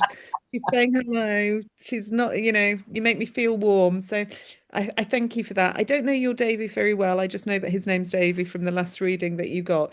But poor Jeannie always says to me, he didn't come through today. He didn't come through. There's a lot of people I have to I've got to get through, and sometimes he needs to let other people through, bless him. But anyway, let's see what he gives me today. He's moving energy. There's something about the Christmas period being quite difficult, Jean. So there's something about I feel like I dip the week before Christmas, or I'm dreading Christmas. There's something about I go on an all-time low, or I feel like I can't pull myself out of the pit. That's what yeah. he's saying. He's like, even in those moments, the dark moments, I was there. Okay. I was right there, Mum. He seems to want to hold your hand and he wants to squeeze it. Like, he's like, I wish I could just squeeze a hand, Cat, just so that she knows I'm there. And he's actually saying to me, if you come to the Friday thing, he's going to give me an exercise to help activate this for you. Oh, But he's like, okay. I just want to squeeze her hand. I want to let her know that I'm there, Kat. And because she's very sensitive, super sensitive at times, he's saying, and sometimes she can't feel me, even though she's thinking about me all the time. He's he's saying something, he's about perplexed about something. I'm not sure what that is yet, but he's saying something about like I am all consuming in my mum's thoughts. So there's something where you find it very hard not to think about him all the time. There's something where, and I'm not talking about, we all, when we lose a child, we may think about them in the morning or the last thing at night. It was all consuming on the run up to Christmas. There's a feeling of every minute of the day was obsessing about him or thinking about him, to the point where he's making me feel like, gosh, mum, like, where are you going to let the space for, like, even like a cup of tea or coffee couldn't integrate that space, Cat. There's a feeling of like it was all consuming. The next thing that he puts around me, Jean, is there's a dog in spirit. I think it's in spirit. There's a dog in spirit with him. I think it's female, but if it's male, forgive me. But there's a feeling of a dog coming alongside of it. It's laying down on the ground. It feels it feels very passive with him. I feel like it's very tame with him, or very, I don't know if it's just tame with him and it's wilder with other people, but he's just laying very passively next to him. Oh, And he's making me feel my forever friend, is really what he's saying, as if this dog is my companion, my forever friend. And the dog's laid down and he almost wants to rub its belly, but it's not turning onto its belly, as if it doesn't want him to touch, as if it doesn't want him to touch its belly, or it's too lazy to roll over. And there's a feeling of him reaching under or wanting to like rub its belly, but this dog is not. Is it female, Jean? Is it female? yes, yes. Yeah, it feels female because I just feel like, don't touch me down there. There's a feeling of like, and there's just this dog's just not bothered though. It feels very passive and it feels like it's got longer fur as well, because I can feel like when he goes to stroke it underneath, I feel like I've got a nice, lovely plush fur that feels quite long. It feels about an inch, inch and a half underneath the belly. Like it's a beautiful dog, isn't it? It's beautiful. Was it two colours as well, Jean? There's two of them. One Okay. was two colors. Okay, he references this passive dog. I think the dog he's stroking or wanting to stroke the underbelly of is a different dog to the two-color dog. So I feel like the one that he's stroking that's one color is his favorite dog. Does that make sense? The Yeah, female. that, And then his dog. and then he talks about a two-color dog, and I feel that's a companion, but it's not his, like he doesn't want to upset the dog that's two colors by saying it's not his favorite. But I feel the one that's laying there and he's petting has got the edge on this one in terms of friendship. Yes, yes, you're right. He's just referencing that, I love animals, cat. I don't want to upset this dog with favoritism, but the one that I'm petting that's just all one color, that she's mine. There's something. Yes, yes. She is just the love of my life. I've known her from a pup and I just adore her. And this one, he's laughing. The two-color one, is that dog a little bit crazier at times or got really weird habits? Yeah, There's yeah. something about it's a little bit quirky at times. I think it's a good dog the majority of the times, but it's got a quirky habit sometimes. Is that dog male as well, the two-color? No, no, they're both female. It's female. Okay, just bear with me.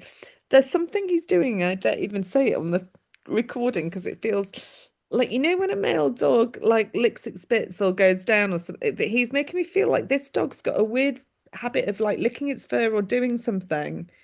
The two-color one. Why does he want to chew down, or like he's got the paw and he's going like this as if I wants to chew the fur, or he's Oh, I like, don't know. like cleaning it, like a cat would clean itself. Yeah, yeah. Chewing down or going like this, and I don't know why, but he's just going like this at me.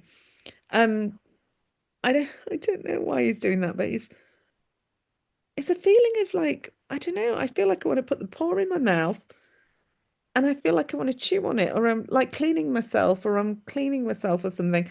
But he's laughing as if it's just got some weird habits, this dog. And that's all I'm going to say. And he's like laughing as if I don't know why she does the things she does. She just does them. And I think that's a weird thing to do. And I don't want to call it a dumb dog, but there's something where he just wants to take the mick out of this dog as if it's not quite all there. Right? Does that make sense? Yeah, Like, yeah. it's like the majority of the time, 90% of the time, it's a normal dog cat.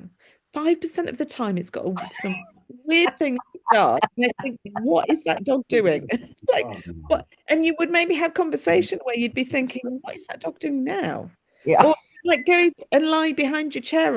You were talking, it was very happily laying, and then suddenly it weirdly goes off and it hides somewhere, or it goes sits somewhere else. And you think, why is it sitting its own down there when it could be the family here?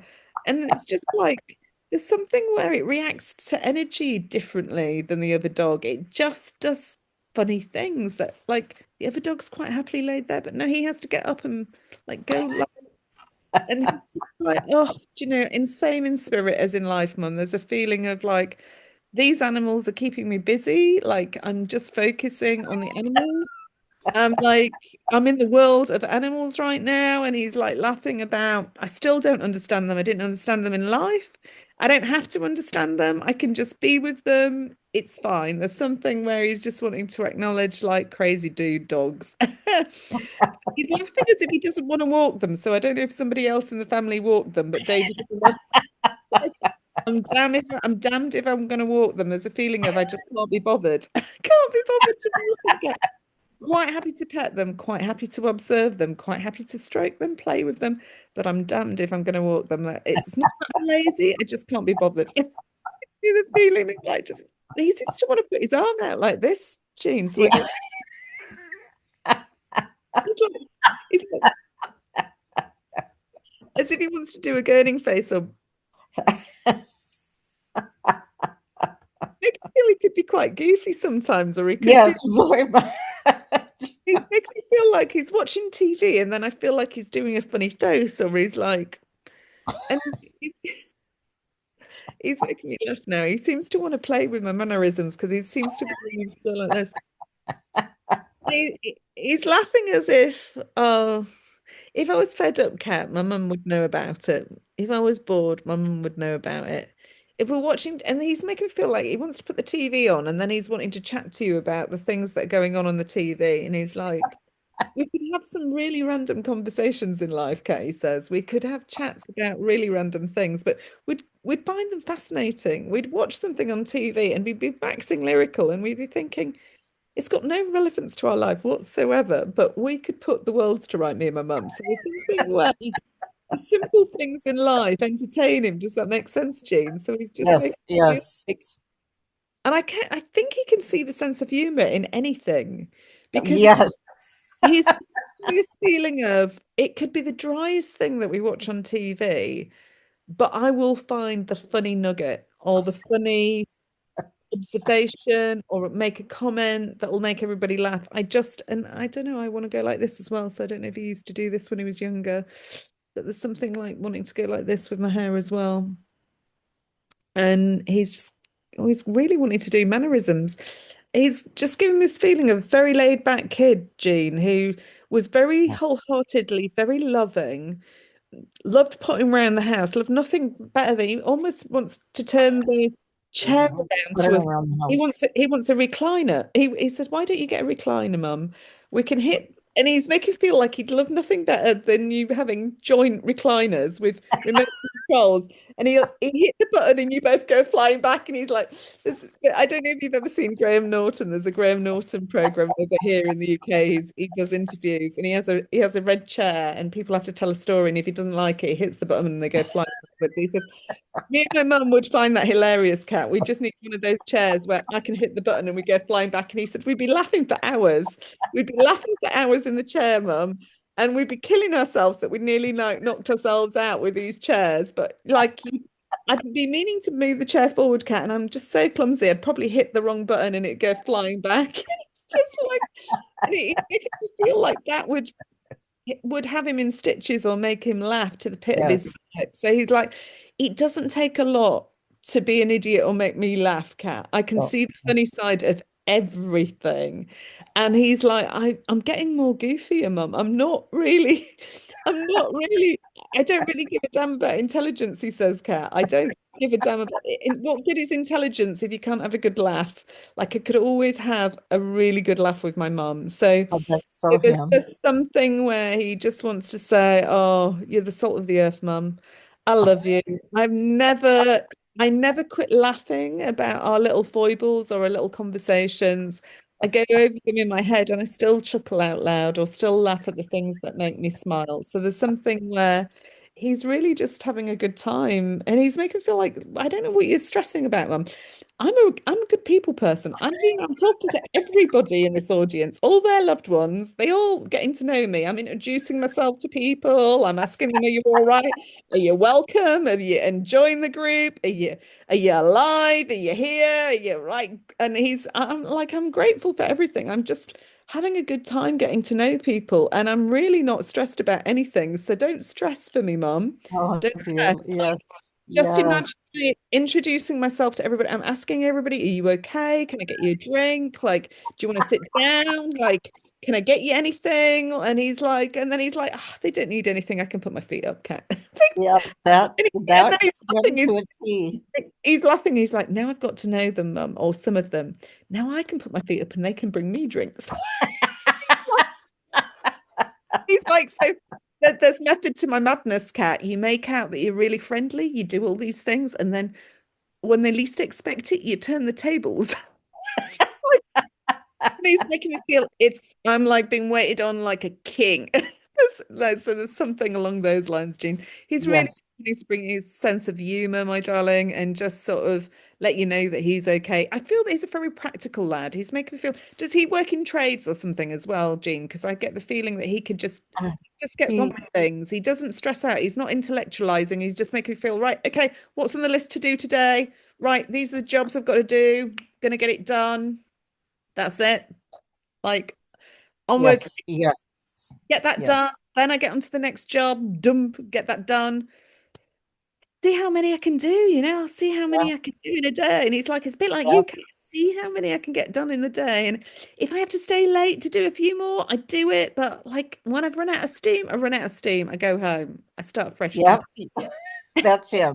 Maybe I'm That's him. not saying I'm going to be any quicker or any more organized the next day. In fact, I'm not the most organized person in the world. He's laughing if I didn't have my he said if I didn't have my fan already packed and all my stuff ready for work, I'd be all over the place. It's giving the feeling of it's good to have somebody else organize your stuff, get it on the thing, and just like because I'm a bit forgetful, Cat. I always forget something. I always come back for something.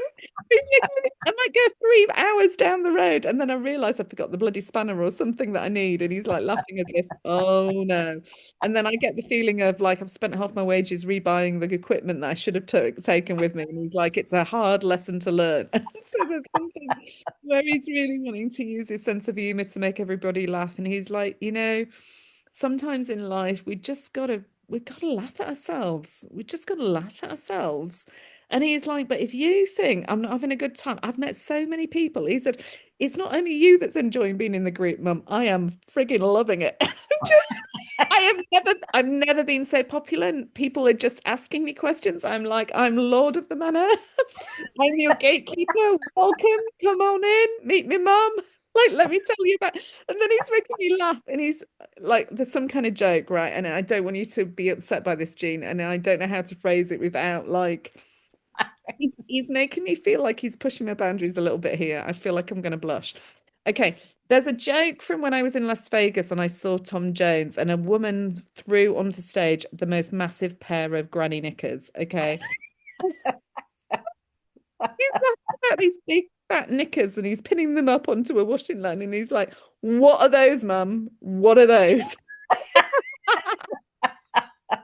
And he's like, don't put your washing out in public. Always keep the private stuff private. I'm learning to do that as well, And he's like laughing about, I won't spill any beans on your mum. I won't tell any of your secrets. I won't put your washing on the line in front. It would be, and he's just like laughing.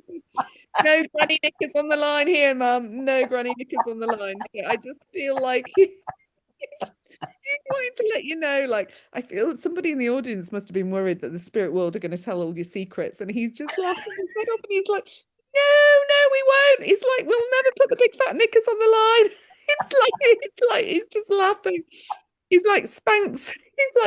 He's like, these aren't Spanx, by the way, Kat. These are just like cotton knickers.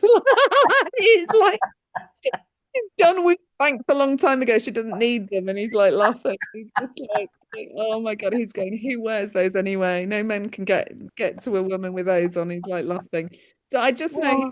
he uses sense of humor, my darling. He's just wanting to make everybody laugh. So I know who he was with one of my guides, but he's mischievous, my lovely. He's just come to raise the energy and he's like, chill out, mum, chillax. I'm there. I'm not going anywhere. I am working my butt off harder than I ever have, meeting all these people. Believe me, I am there. So he's just getting organized, my darling. He says he's just getting started. So I will leave his love with you, my lovely, so I can get round. Oh, thank you. Thank you, Kat. I think I'm going to do 2 more, is what I feel. It certainly raised the energy of the group. So many smiles on screens there, Kat. Good. Let's see where we're going. Gonna have some water. He's dried my mouth out, Jean. There's very few people that can make me speechless, let me tell you. I thought your son is definitely somebody that's my mouth's dry. I think I'm going to go to Jen Abrams, is it, my darling? Hello, my lovely. Hello. Do you have a son in spirit? Sure do. You do. Let's see what we can get for you. I don't think I've ever read for you before. Is that right, my lovely? No, you have not. No. Oh, I feel like I want to go like this, as if I need to sigh things out. And I feel like this first thing that my spirit team want to say to you is sometimes in life you've got to sigh it all out.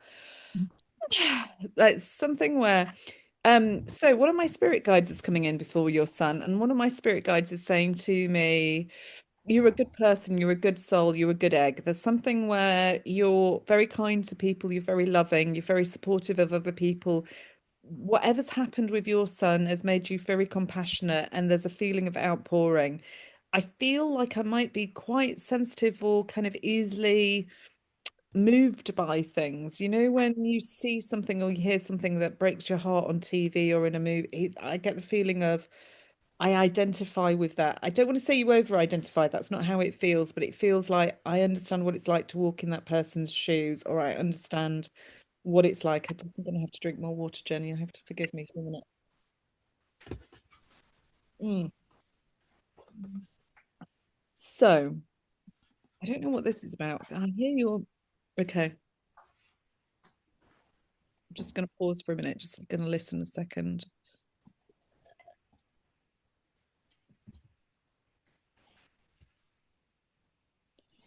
Now, with your son, my darling, I get the feeling of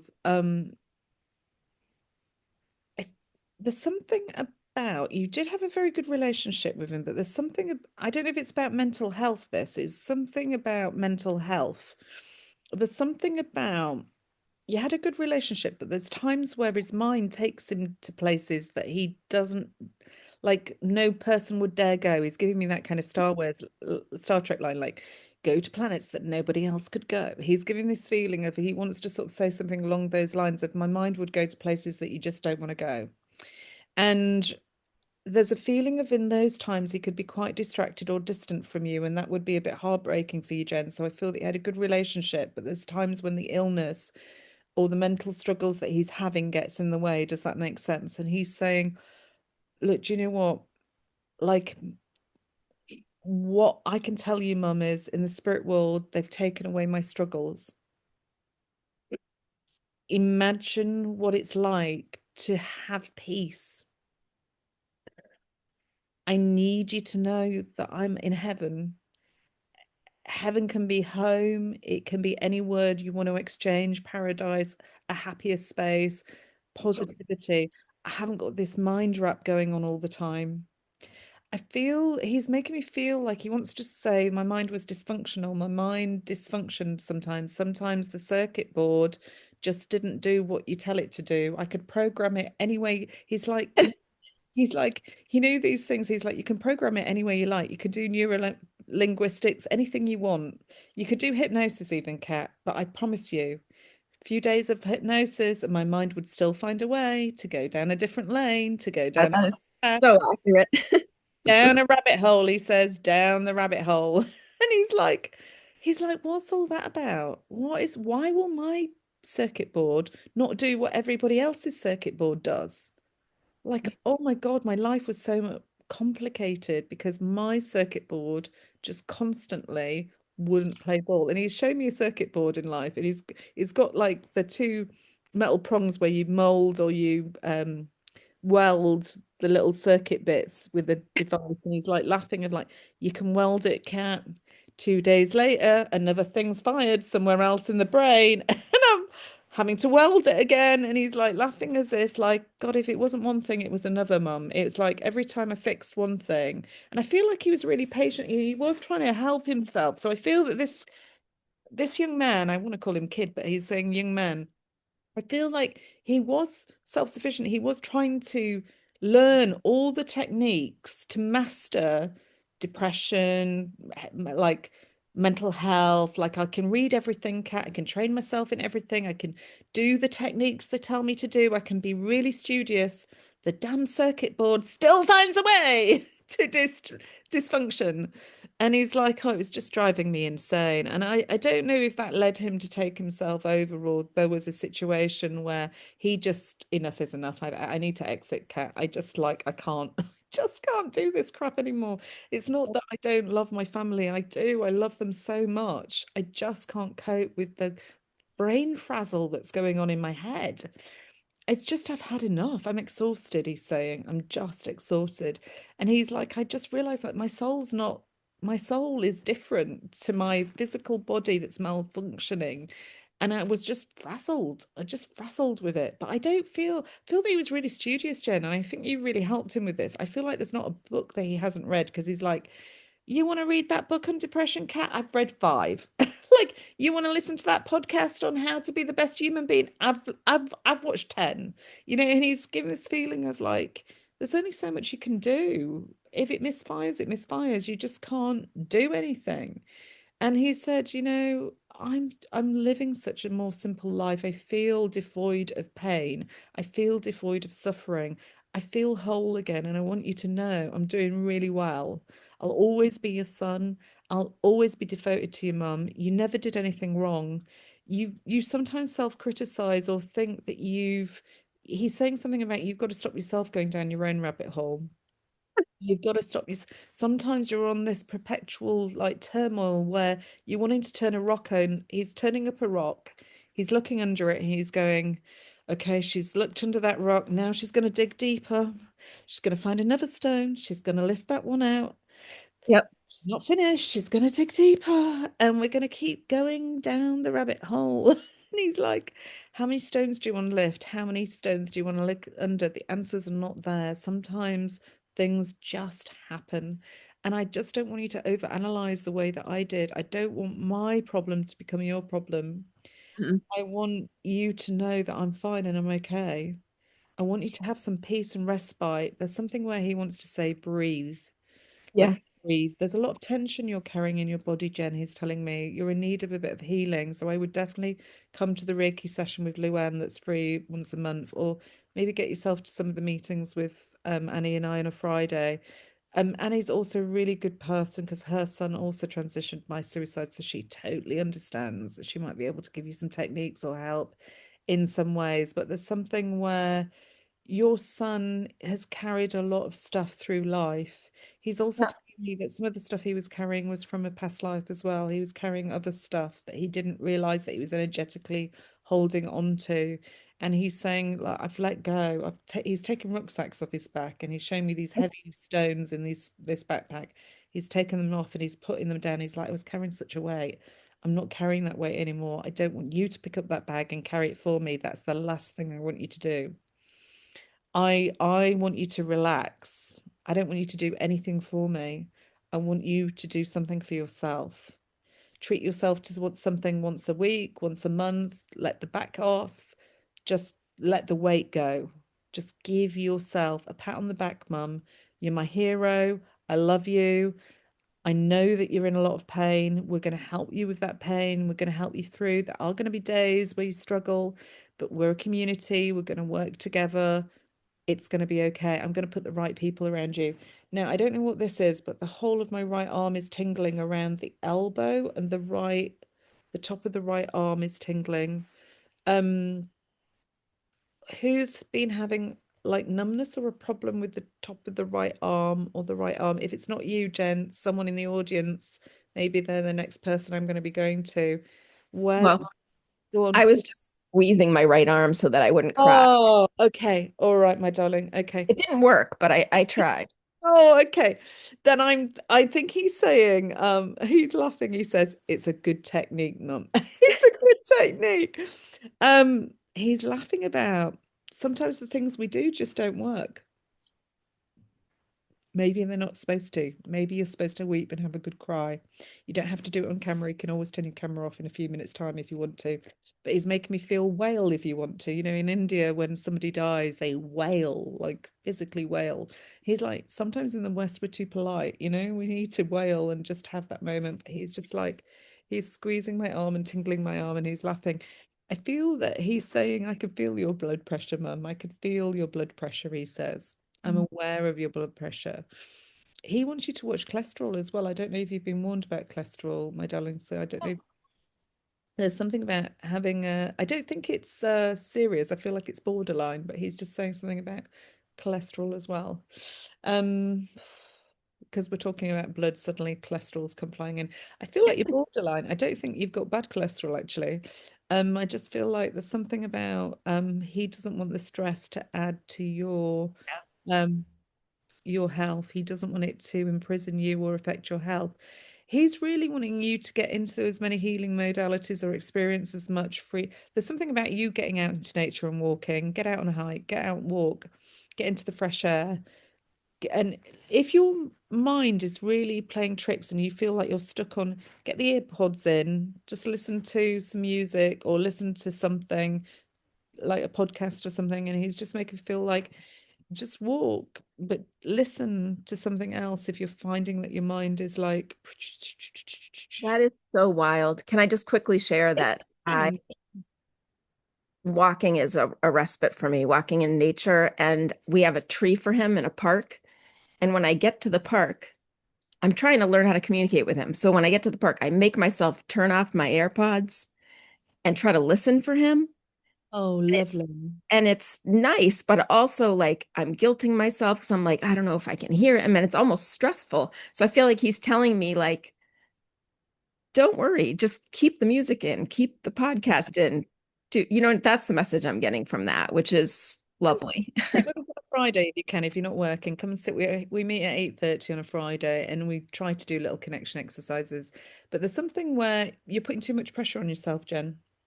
You're being too hard on yourself. You're being your worst enemy. And he's like, I've got rid of that. I've got rid of that backpack with the stones in. Can you do the same for me? Can you let go of the backpack?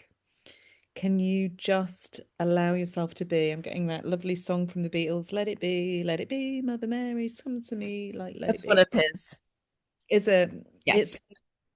When you're in times of trouble, Mother Mary comes to me. I'm not going to sing, but I can feel I it. love all your music that you bring into this. Oh, bless you. I'm getting better at the singing. Not really. I'm really the cat's chorus, but there's something where your son's wanting to sing that song to me, and he's just giving me this feeling. He's showing me Abbey Road as well. He must have known that me and Luann went to Abbey Road. He's showing me the zebra crossing outside Abbey Road that we walked across and took our photographs across. And he's laughing as if like joy of all joys. He must love the Beatles. I get the feeling of like he's giving the feeling he likes old-fashioned music and modern music. So there's something about he's a bit of an old soul in terms of music. 100%. Yeah, he just says I'm a bit of an old soul. I like a bit of everything, Cat. And he said no genres off the mark. I don't think he's a big rap fan though. Is that right? I get the feeling that rap might be a bit too aggressive or a bit too strong for him. Yeah. Reggae was in there, but not rap. Yeah. Okay, yeah, because he's like the only one thing that I'll leave out of the genre is the rap, Cat. I'll leave that to somebody else. But he's like, can I click to the beat or I've got a bit of rhythm? Yeah. The reggae, is he a bit, does he like Bob Marley or something as well? Because I feel Yes, like maybe, very much. don't worry, be happy, do do do do do do do do do do do do. He showed me a bee there, so I don't know if that's something he shows you in nature. It's also on his song list that he gave us before he passed. Yep. Okay, he's like, blast that out on full volume. When you're having one of those moments where you're going down the rabbit hole, get it on. Don't worry, be happy. And he's just like, do, do, do, do, do. He likes that bit the best. He likes that. Do, do, do, do. It's like in Coldplay when they do, you can sing all the lyrics and have the best you can have the best Coldplay song, but the best bits are the la la bits. The bits that and he's just giving the feeling of that's the same with like, don't worry, be happy, do do do do do.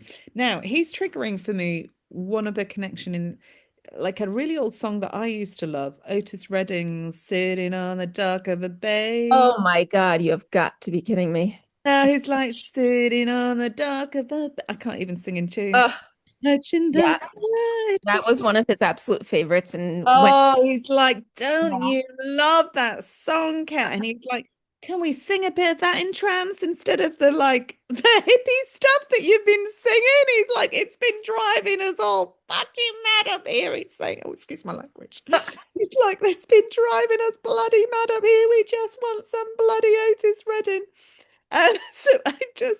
So Sorry, I swore I didn't mean to, but it was. Oh, no, he knows that you can swear in front of me, so that's why that happened. He's just laughing. He's just laughing. Just give me a bit of sitting on the dock of the bay. Oh, I love that song. I hadn't heard it for ages. I hadn't listened to that for ages. And you really took me down memory lane. It used to be in the 80s and 90s, that used to be one of my favorite songs. I used to sing it all the time. Well, I didn't sing it. I sang it badly out of tune. I used to listen to it all the time and sing the words. But he wants to go to the do do do do do do do do do do do do do do. He just wants to do the little sing along tune bits, and he like anybody can do that bit. He says you don't like anybody could do that bit, and he's like smiling. So how lovely, Jen. How lovely that I love he that. to give you the joy. And he's just saying the joy of music. Lyrics are going to be the sign that he gives you, my darling. Lyrics and songs. And he's Right. like, on the days that you're having a bad day, hit the go button and see where you get to. And Thank I'll and see where you get to, my darling. well, Now, isn't that lovely? Isn't that lovely? Okay. Now, let me. Thousands of messages for Jen in the chat, sending hugs and love. thank Oh, you, everybody. that's so lovely. Can we give her a high five, everybody? Can we give her a reaction button? Let's high five. Let's give her a reaction and a heart. We can do the heart, can't we? I love the heart. Yeah. Thank you so much. For Jen. Thank you. Well done, Jen. Amazing. Giving you a bit of a heart. Now, Kathy Foley has just caught my attention. She was walking through her house. Oh, hang on a minute. Oh, weirdly, it wanted me to change you to the host there. I was like, hang on a minute. I can't diss Annie at the moment, but it wanted me to. Kathy, tell me who you'd like to hit. Are your parents in spirit, my darling? No. Well, yeah, my dad. Your dad. I think your dad's here. I know it's not who you expected to hear from or were wanting to hear from. You said we'll come to that in a minute. But there's something about your dad was a very loving dad or a very caring dad, though. He's making me feel like he just loves you. Is what he's telling me. Just a minute. It's like, I love her, Kat. I love her. Like, so this is dad you don't really have to worry about. He's just going, I love you. I love you, Kathy. I love you. And I feel like he hasn't been through for a while. So you might not have heard from your dad through your reading or anything for a while. He's like, I haven't been through for a while. I'm just coming to remind her I'm still here. I'm thankful for everything about her in my life. I just like I watch over her every day, Kat. She's my baby and I love her and I just want to watch over her. So he's like, you're never too old to have a hug from your dad. You're never too old. Never too old, he says, never too old. He's making me feel he's an old crooner when it comes to music. Did he a bit like some of the old like Brat Pack things or something? He's giving me a bit of Frank Sinatra or something. He's giving this feeling of like as if he wants to sing my way, like we'll do it my way. Hang on a minute, it's not my way. That's not one of his favorites he's saying, but he's like giving me that to get me to this Brat Pack feeling. Hang on a minute, let's see what he's going to say. He's saying something about Sammy Davis Jr. or something. Hang on a minute. I have no idea what Sammy Davis Jr. sings, by the way. So I like the Brat Pack and everything, but I don't necessarily know all their tunes. But he's like, hang on, let me see what he's going to give me. He is reminding me of my Burns night supper with my husband. He is showing me the guy. There was a suddenly there was a Frank Sinatra impersonator, and there was a guy that was doing. Who was the other guy impersonating? Dean Martin. Dean Martin. He's putting Dean Martin in my head, and he's showing me this Dean Martin person. He's like, remember what he was singing, Kat? And I was like, mind is frazzled. I do not remember what he was singing, so I'm going to wait for him to start singing it for me because I cannot, for the life of me, remember what that guy was singing, even though he was a good singer. There's something where your dad liked the old singers, but he also he likes comedy or like people that make him laugh. So there's something about he's saying something about the unsung heroes. The unsung heroes. What do you mean by that, sir? This man, he's making me feel like the old black and white movies and everything. He's giving me the feeling of like the old Hollywood classics. There's something about the old Hollywood classics. There's something about like he's wanting to say when you like there's something here. It's for the whole audience, Kathy. It's not just for you, but your dad sort of give me this feeling of like when I was younger, I used to love like all the old like movies like By the Light of the Silvery Moon and all those kind of things. And I very rarely watch them anymore. And he's giving this feeling of, wasn't it fun when you just watched or got lost in these old-fashioned movies, Kat? And like, there's something about going down memory lane, or it's good to rewatch those things that are innocent from your youth. Like, there's something about nostalgia, or bringing some nostalgia into the present, where I want to go back and I want to watch an old movie, or I want to listen to an old song, but I want to bring it into my current, my present. There's something about the dream, like when you're young, and it might not be the same for you, but I'm going to tell you my experience of where, when I used to watch these old movies, I used to get lost in the dream world of Hollywood and the romance of it all. And I used to think, oh, wow, like I just want to watch another movie, or life was very easy then. And there's something where sometimes we need to get lost in our imagination. Sometimes we need to bring that joy of just being lost in a good movie, lost in the theatre, or the energy of that movie. Like, he's giving me like Gone with the Wind with Scarlett O'Hara, that kind of feeling of like, like who's the guy that plays Brett? Um, oh, they're giving me the lead in that. Who's that? Who's that actor? Hang on a minute. Someone will tell me in the audience who's that actor that's in Gone with the Wind. Oh gosh, he's handsome. God, I can't remember his name. You mean Any Clark Gable? Clark Gable, that's the guy that I'm thinking of. He's suddenly they're suddenly putting Clark Gable in my head, as if I want somebody who's a real gentleman, or a real like old-fashioned icon. Like, there's something about, and now he's flashing George Clooney at me, so I don't know if he's saying he's the modern he's the modern day version. So there's something about these silver foxes, or these handsome Hollywood movie stars. There's something about looking at the eye candy, or enjoying a good movie, and just like watching your favorite movie with your favorite hero in. And there's a feeling of wanting to say you haven't done that for a while, Kathy, or it's time to just allow yourself to do that. So something about getting lost in the good movie, or lost in the old films. And he's sort of giving this feeling of, and he's saying paradise lost. Paradise is not lost. It's never lost. It's always there in the imagination. It's always there at that level, subliminal level of us. It's something where you've got to use the mind to dream more, Kathy. You've got to use the mind to go into that. Have you got a son in spirit as well, Kathy? I do. Yeah, your son's coming in alongside your dad. And he's saying, they're singing me. I don't know that I'm in the right singing mode for this. They're giving me one of those songs from one of the old movies, like "In the World of Your Imagination." There's something where they're wanting you.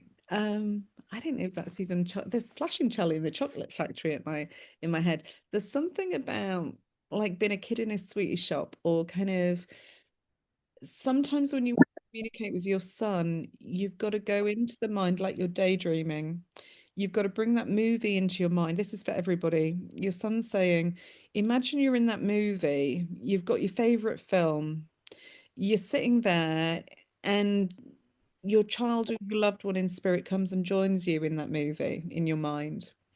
And as you start to enjoy that movie in your mind, things start to morph into your awareness. Your mind starts to trigger in different ways. Well, that's the map of the mind that we're playing with. So there's something where I'll morph them. It's almost like go into your favorite movie in your mind, Kathy. Imagine your son there. Let him move in that script or screen to be the screenwriter or the producer, and to write his own film. And he's making me feel it's that simple. If you can just morph into the mind and just play with this fabric of the mind through the imagination. There's something where he wants to say to you, in your younger years, your dad's saying you had a very fertile imagination. There's something where you would have been a good daydreamer, or you would have been able to kind of imagine. Your imagination was very beautiful, Kathy. There's something where they want to say it's time to go into the world of the imagination. There's something about dreaming again, like, and using dreams to harness the energy, or to communicate with your son. And in this imagination, your son's telling me everything is possible. Everything is possible, Mum. There's something where he wants to say to you, abundance, not lack. Abundance, not lack. It's not because you're a person that is lackluster, or that you're trying to act from. There's something where he wants to say, no, you're not kidding yourself. You can do this. You can do this. So there's something where there's something modest about you. He wants to talk about something where it's not that you mean to put yourself down, you're not putting yourself down. It's somewhere where you accidentally limit yourself without meaning to. So there's something where he's saying your intentions are good, you want to communicate, you do communicate, but there's something where it's not a feeling of not worthy. I can't get the right words, so I'm looking for a better word. There's something where you break the cycle or you pull yourself away because you think, oh, I can't do that. And he's, Mm. you can, mum. You can. You're selling yourself short. You're stopping too prematurely. You need to finish the conversation. You need to stay present. And sometimes to stay present, you need other people to force you to stay present. So there's something where you give in too easily. You're giving in a connection too easily. You're throwing the baton in before the game is over. And he's like, no, no, no, we're going to stay to the end of the show, mum. You got to stay to the end of the movie to find out what happens at the end. And so he's wanting to sort of say, look, let's harness this imagination that was so fertile when you were a younger girl. Your dad is showing me you running outside in the countryside or the meadows or being very free-spirited as a child. There's something where you didn't limit yourself as much as you do now, Kathy. And he wants to sort of say, you don't let yourself, don't fall short. You'll you sometimes think you fall short of your own expectations, and he's like, no, no, no, no, no, no, no. You're just letting the mind stop the movie. Get back in the movie, get that show going. He's like the show on the road, something like that. So now, um, your son's saying there's something complicated about him. No, he doesn't mean that he's complicated. He's just saying there's something complicated about this situation, Kat. There's something complicated. It should be very straightforward. It's a bit like mum's mind. It should be straightforward, but she overcomplicates things or overanalyzes something or stops the movie. There's something where he wants to talk about something is more complicated than it should be. And I'm not sure what he's talking about, my darling, but he's saying something about something is more complicated than it should be. Like there's something where he wants to erase the past and make things much more simpler. So I don't know if he would overcomplicate things or make things more challenging than they need to be, but he's acknowledging something about I want to erase the past and I want to make things easier. There's something where he was his own worst enemy, or he was always he's showing me I put my own obstacle in my path. You do that too, mum, but in a different way. But I used to put my own obstacle in my path. And that obstacle used to be so big I couldn't go around it, I couldn't go over it, I couldn't go through it. I didn't give a damn what anybody says. Cat. It was not that easy for me at times. He would get frustrated quite a lot easily, Kathy. Is that right? He's giving this feeling of, and I feel a bit of a bad temper when he gets frustrated as well. I feel like I get frustrated with myself. And sometimes this bad temper erupts inside of me, and I get very hot-headed or get very fiery with it. It doesn't last for long. As quickly as it's happened, it's over, is the feeling that I get. So he feels like a volcano that erupts, and then once the lava's come down, he's like he's forgotten about it. So there's something where he just sort of, I don't know if that lava means something, but I know that that's a saying that one of my friends, Sean in Spirit, says lava you instead of love you. So they're showing me this little loads of lava coming down this mountain. They're going lava, lava, lava. There's laughter in the kids. So I can feel who's here in the spirit world. It's lovely. But there's something where he could be his own worst enemy sometimes. He could be quite self-destructive, self-sabotage things for himself. It would make him he would get very down and easily distracted. And he's giving me this feeling of I could really thrash out at people or lash out at people that I loved and I didn't mean to. So there's something where he wants to acknowledge the way that he was. It's not that he wants forgiveness or anything like that. He just wants to acknowledge sometimes I could be a bit of a brat or a bit self-destructive at times. Does that make sense? And it's like, I'm sorry, I could have been more loving, I could have been more caring. I gave you a hard life or a harder life than I needed to. And I know that you love me regardless, and I want you to know that I do love you. But I know that there's something that is a bit more complicated than it needs to be, Kathy. And I feel that in life, he wants to take the rucksack off a little bit like the one before and sort of say, do you know what? I'm done with it, mum. I want to be more loving. I want to be a kinder soul. I want to be more compassionate to you. I'm willing to listen to you now like I never did before. So there's something about you would give words of advice, they would fall on deaf ears. There's something about he would listen, but he wouldn't always act on that advice. Does that make sense, Kathy? Yes. Yeah, and he's wanting to say, I'm sorry that I didn't listen. I heard you, I just didn't act on the advice that you gave me.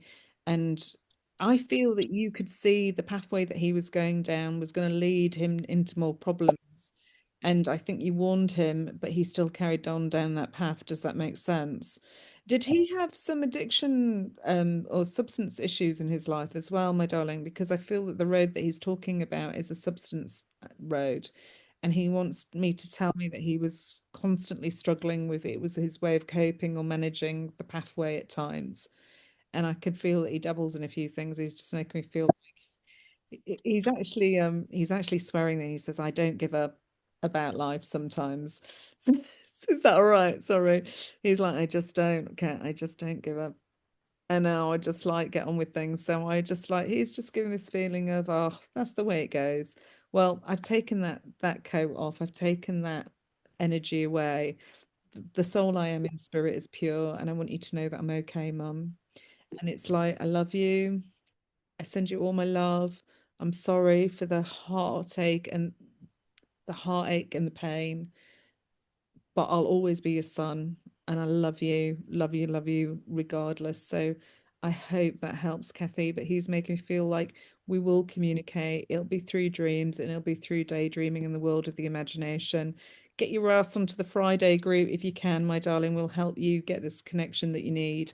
There's something where he just wants to say thank you.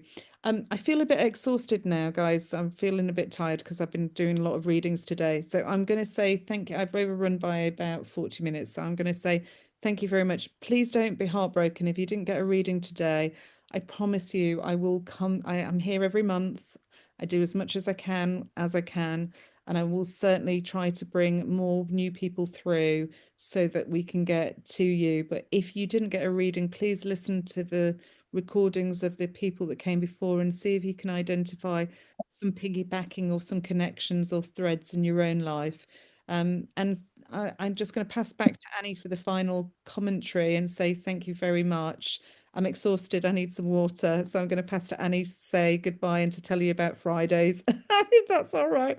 There's some beautiful messages for you, Kat. Absolutely beautiful. So please do come to our Friday group, 8:30 UK time.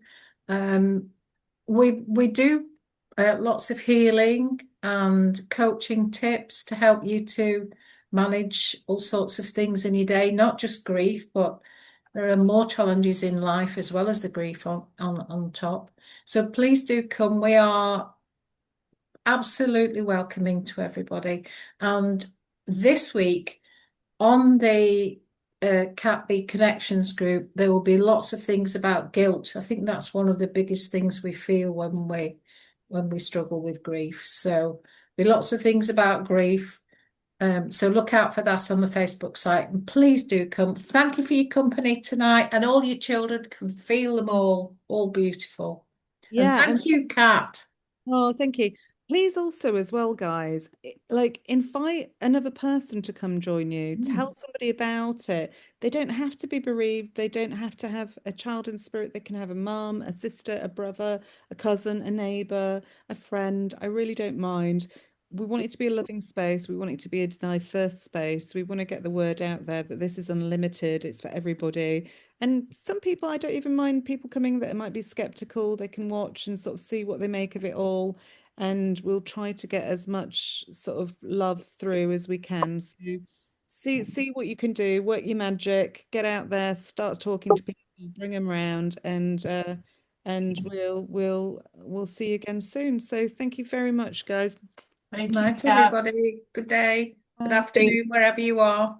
Feel free to unmute yourself if you Go and want. snuggle up, Kat. You look shattered. Yeah, I'm tired today. Thank Thank you. you. Night, everyone. so Good night. Take care. Bye, everybody. Bye. Thank you, Kat. Thank you. Bye. Bye, guys.